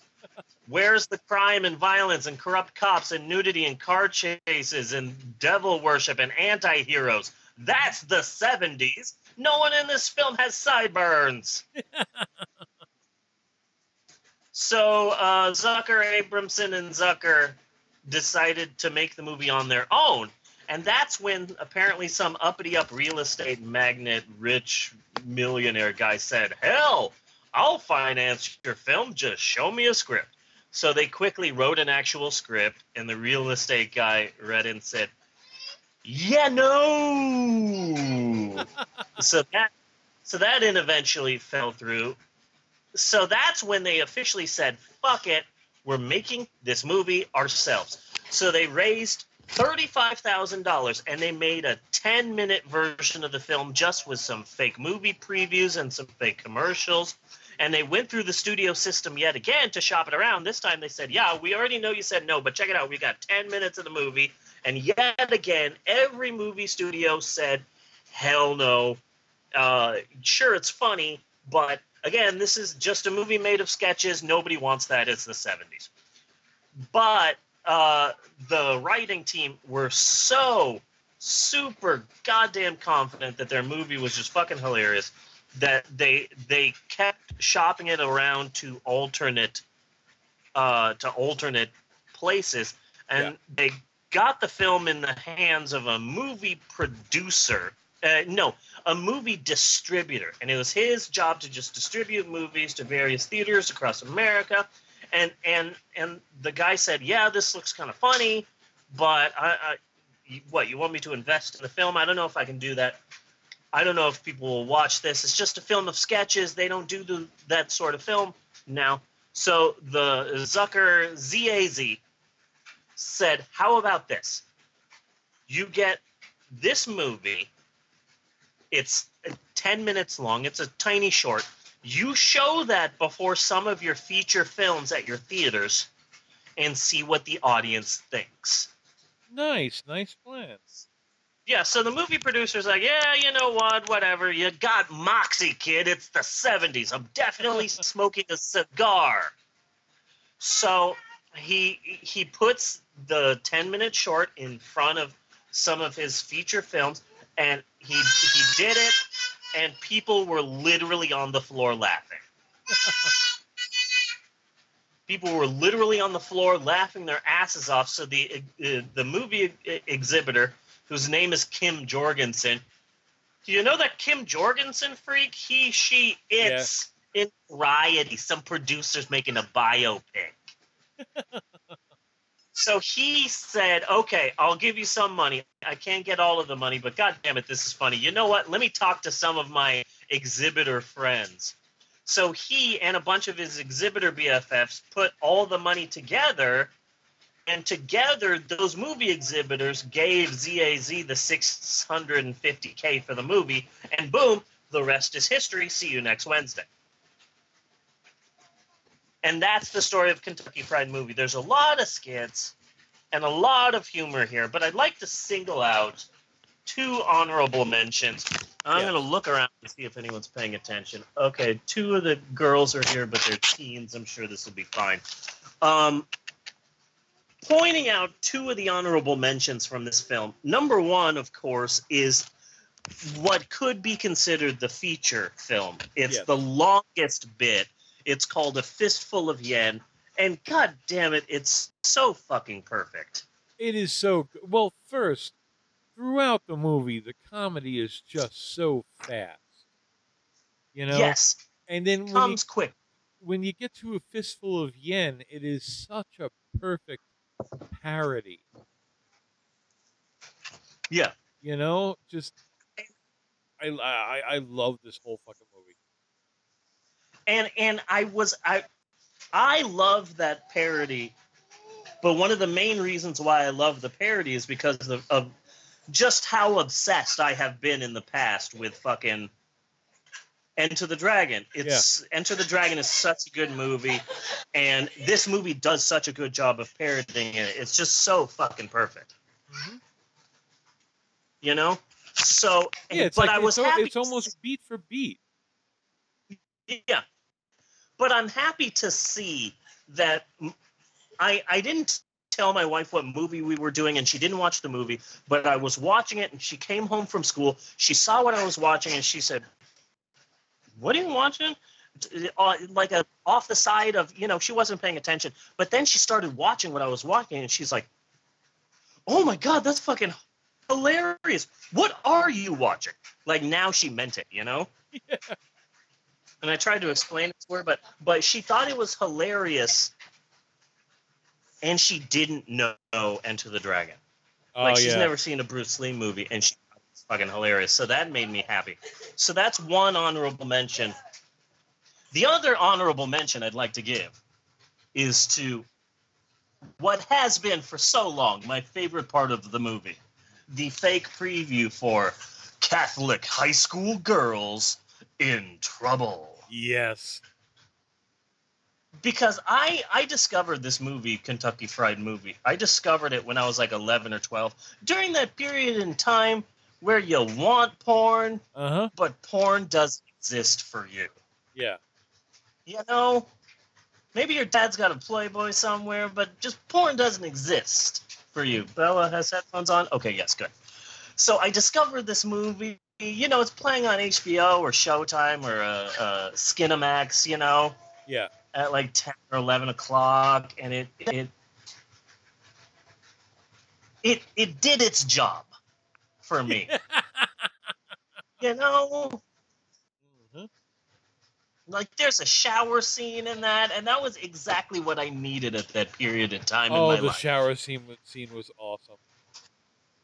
That was a good Oh, yeah. shower scene. No, it's Yes. You were Yeah. not shocked by finally hearing the truth about masturbation? Oh yeah, no. I was not shocked by hearing about masturbation. Yeah, the truth about masturbation is that if you masturbate, it gives you Madonna's hands. That's what happens when you masturbate. And that is it. That is it for the show. That is it for the podcast this week. And I'm very excited. I really like the way this episode has gone down. I really think that it's funny, and I really hope that everyone listening is. Hold on. Okay. I'm sorry. What is that lamp doing there? Oh my god. I'm sorry. This is just really weird, but I'm just doing the podcast, and I swear to God, I turned and I come back, and there's a lamp in front of me. That's like weird. It's really weird. Like, what the hell is this lamp doing in front? That's so weird. Hold on, let me pick this thing up. Okay. It's really light, but it's weird. There's some writing on the side, but I can't really make it out. Hold on, there's like some schmutz on it. Here, let me try and rub the schmutz and see if I can read the... Oh my god, the room is filling with smoke. Oh my god, what is happening here? I am magical genie of lamp. I have been summoned here to... Bigger dick!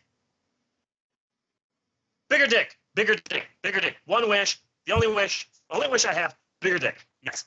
Bigger dick. Bigger dick, please. Bigger dick. Bigger dick. Bigger dick. I'm sorry. Bigger penis. Is that better? Bigger penis. Bigger penis.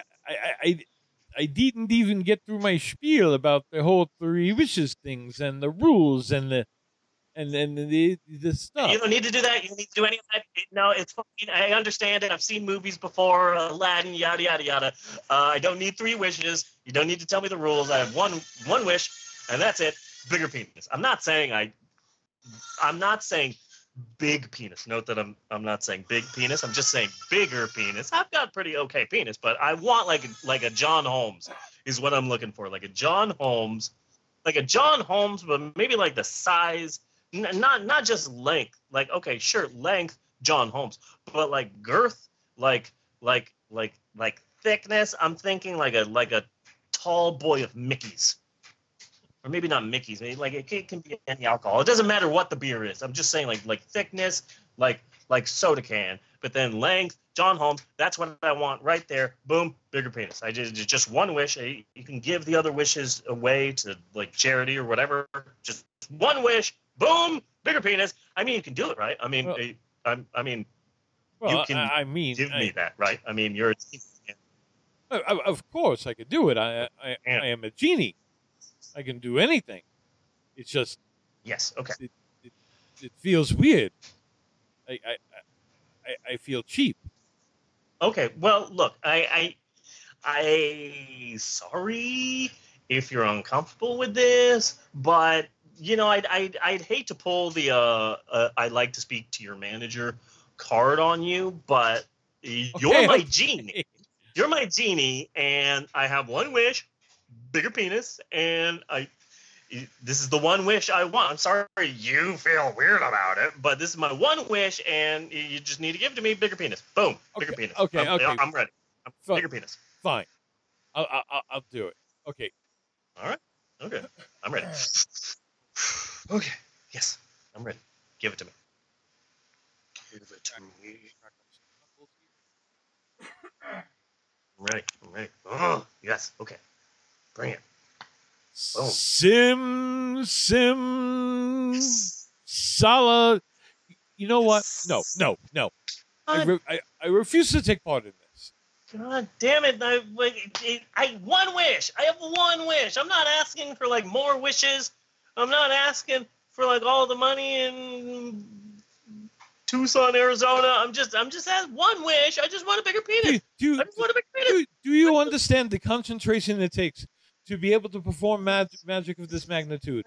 This means I am going to have to go into deep trance, where the only thing I am concentrating on is your giant penis. Wah, I'm a vaguely Russian-sounding genie. Wah. Robin Williams really made your job seem so much cooler. It's just like to take this time to say. I thought that you were going to be making jokes and doing impressions that no child would understand, but you're kind of being a dick, genie. Robin, kind of being a dick. Hold on, Maxwell. I'm arguing with a genie. I just don't see why you can't just give this to me. I just want one goddamn thing. Robin Williams was a bullshit stereotype of a genie which offends us. Okay, you know what? Okay, Shaquille O'Neal. Okay, Kazam. Kazam was excellent movie. Kazam get it right. And scene. Thank you. Thank you. Thank you. Why don't you applaud for us, Maxwell? Applaud. Thank you, Bella. Thank you. Thank you. Thank you. Thank you. I am taking vaguely Russian as such a high compliment. Thank you. Thank you. I was just like, it was recognizable as some kind of Russian. Hold on a second. Maxwell has a wish. Yes, Maxwell, you have one wish? I want one wish. What's the wish? I want a huge butt. You want a huge butt? Yes. Well, you want like a J-Lo or like a Sarah J? We'll give you a Sarah J. There is reported proof that Maxwell does in fact like big butts. Oh yes, you do like big butts, and you cannot lie. I don't like big butts, but I just want one. You just want a big butt. Okay. Well, good. We'll try and get you a big booty then, Maxwell. I'll see what my vaguely Russian-sounding genie can do for you. Big butt, no troubles. No troubles. Nice. No, Eleanor, you can't open that. I'm sorry, I won't let you go through the trash. Wow, I'm such a bad parent. So that is it for the TPOF film. I hope everybody enjoyed it. Kentucky Fried Movie is fucking wonderful. Next week, we're doing a vaguely new film. Next week, we are doing the brand new Pirates movie, Pirates of the Caribbean, Dead Men Make No Sequels. I believe it's called Pirates of the Caribbean 5, Dawn of Justice. Dawn of Justice. I believe it's Tommy Wiseau's Pirates of the Caribbean. That would be awesome. They should get on. The Pirates of the Caribbean in the Big Balloon Adventure. What I'm saying is, I don't think this movie's going to be good. Oh, hi, Jack. What I'm trying to say. That's my favorite. That's one of my favorite jokes in the world. Hey, there's Fred. Maybe he's going on our flight to Chicago. Fred, hey, Fred. Hi, Jack. Love that. What a goddamn joke. So next week, we are breaking down Pirates of the Caribbean, Dead Men Tell No Tales. For homework next week, we're watching episode 1 of the bizarrely shunned Japanese supernatural anime. And also, next week, I have been sitting on a piece of news for a very long time, waiting for the right time to discuss it. And I'm very excited to say that next week, we will be talking at length about bald people in Mozambique. Nice. Very excited about this. I've been waiting for the proper time. Like, I didn't want to have to just rush the story of bald men in Mozambique. I wanted enough room to really focus on it. So next week we'll be talking about bald men in Mozambique, and we're going to be talking more about the Disney/Universal Studios feud. There's been some big news. Oh, really? About Disney and Universal Studios, and yeah, some big news out there. This war might be over, but we will see what happens. And I'm glad some people like the Mummy movie, but again, can't we just have some shit that's just fucking fun? Can we have just why are you doing this to the Universal monsters? I don't need everything to be goddamn dark and gritty. Yeah. Everything has to be a Christopher Nolan movie now. Yeah, exactly. Exactly. Yeah. Ridiculous. But until next week, I am Bunny Williams. And I am Reverend Steve saying thanks for listening. And we will see you next week, you godless heathens. You fart duty, douche waffles, and poopy tits. You kids need to get better non-cussable curse words. Do do do do do do do do do. Get that to me to read that. Okay, for a while you were scatting, and then you just started speaking in tongues. I love playing games. People love. Thanks, Maxwell. Okay, you're getting spit all over me and all over Mommy's tablet. Poopy? Okay, that's it. You're grounded until you're 40. No. Yeah. No. Okay, you're grounded until you're 38. Is that better? Okay, you're grounded for 30 seconds. Okay, you're grounded for 5 seconds. How about that? You'll be grounded for 5 seconds. No? You'll be grounded for 1 second. Okay, you're off of grounding. See? You're not grounded anymore. Good job, Maxwell. You took that grounding like a champ. You didn't say anything that whole second. Maxwell. What? You know what we talked about today? What? Squirrel washing. You don't seem happy about the squirrel washing. It was your idea. You know how you wash a squirrel? Just put it in a bag and throw it in a river. You shouldn't own a squirrel. Squirrel should be set free. Yes. And if the squirrel comes back to you, then it was truly meant to be, Maxwell. This is true. Yeah. I hope you learned. Well, I'm not really happy because I don't like omelets being mean to me. You don't like omelets being mean to you? Emerald. Oh, Emerald. Okay, I thought you were talking about omelets. Like, what did omelets do to you? Why was Emerald being mean to you? I want to see what in one of the in a white box in the room, but I don't want me to. Oh, so you're upset that she wouldn't let you go through her stuff. How dare she? Really? They didn't let me go. You are being oppressed. Yeah, you should go and tell Emerald, stop oppressing me. Yes. Okay. Cut and print. Cut and print. Cut and print. Damn good episode. Damn good episode. Yeah. Damn. Yeah. So now, I thought. Out of the movies that you selected, let me know which one you want to start with, so I can try to clean up a copy of it. The Pirates of the Caribbean one. Oh. Okay. Yeah. Okay. Hold on. Let me pull up the list. I just had it. Let me see.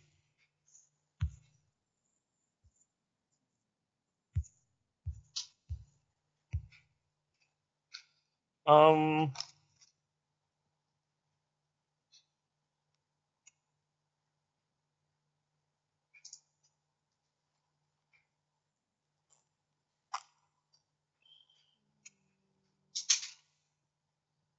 Either Jailbait or Catwoman on the Moon. Catwoman on the moon. Catwoman on the moon. Catwoman. Catwoman. Max. Yeah. Do you want to help me, Max? Help you with what? I'm going to be hosting movies. Sure? Okay, good. Well, of course you're going to help me, Belle. I was asking Maxwell. So, yeah.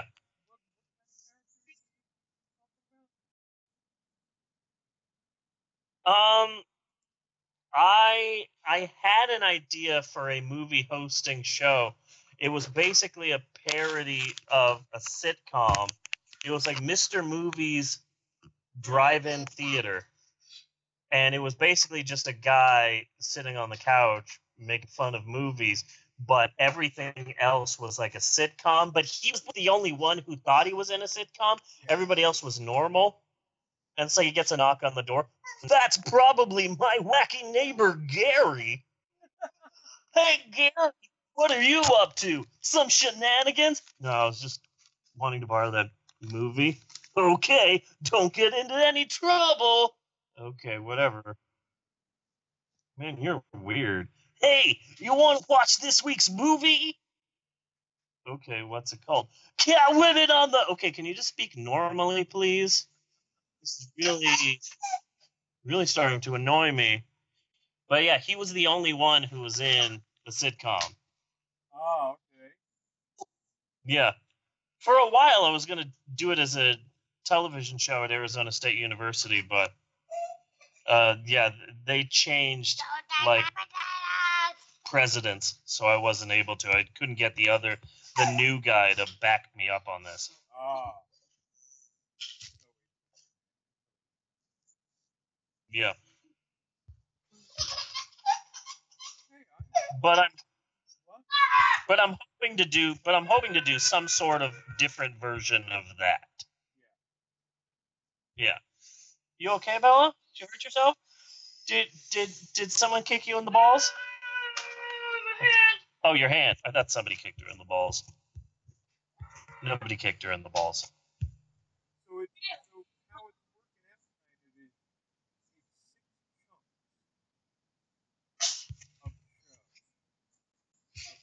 Okay. with about 8 minutes of movie. So you have a 12-minute chunk with an 8-minute section. Okay. All right. So you got 4 minutes each section.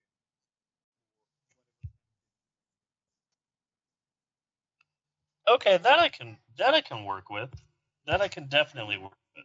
Yeah. So okay. On some movies, you might have to throw in, because again, we're still switching movies in hand. So you probably Yeah. need to throw in a cartoon or a short or something like that. For Bob, I think Scrappy. Okay. And he's just going to do Scrappy cartoons. Okay. Scrappy. Well, he murders his awesome. brother. That's great for Bob. Oh yeah, yes. I remember Scrappy. I absolutely remember Scrappy. Yeah. Oh shit. Yeah, I remember Scrappy. Yeah, I have that on my list. Yeah, it doesn't have to be a cartoon. Yeah.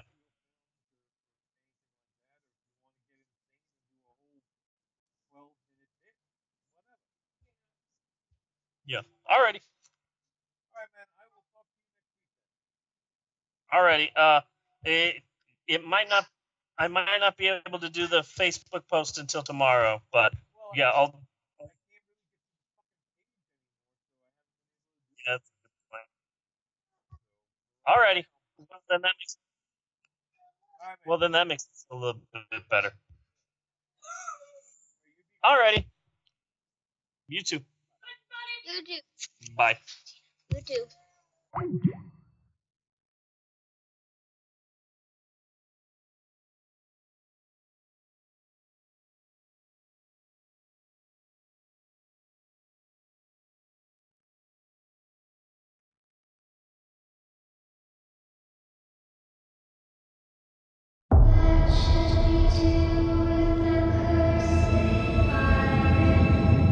Pirates had infected the seas for generations.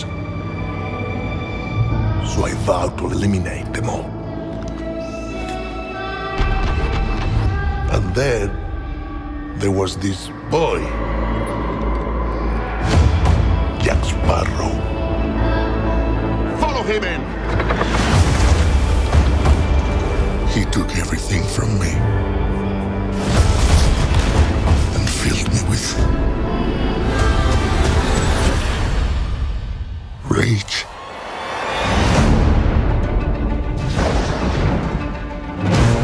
The dead have taken command of the sea. They're searching for Pearl, a girl, and a sparrow. I have heard stories of a mighty Spanish captain who hunted and killed thousands of men. No, men, no. Pirates. Pirates. I once knew a Spaniard named something in Spanish. He's coming for you, Jack. Where's your ship? Your crew? Your pants? Jack! I'm so sorry, were you still talking? There's nowhere to hide. Find Sparrow for me. From this moment on, we are to be allies. Considering where your left hand is, I'd say we're more than that.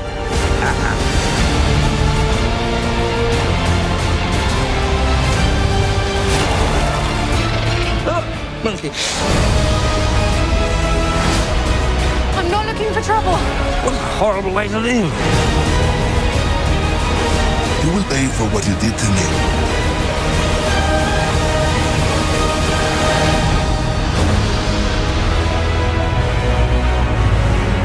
The men on that ship are looking for Jack, so I'm going to swim for it. Karina, stop that. No, don't stop that. This has gone far enough. No, it has not. I saw her ankles. You'd have seen a lot more if you kept your cake hole shut.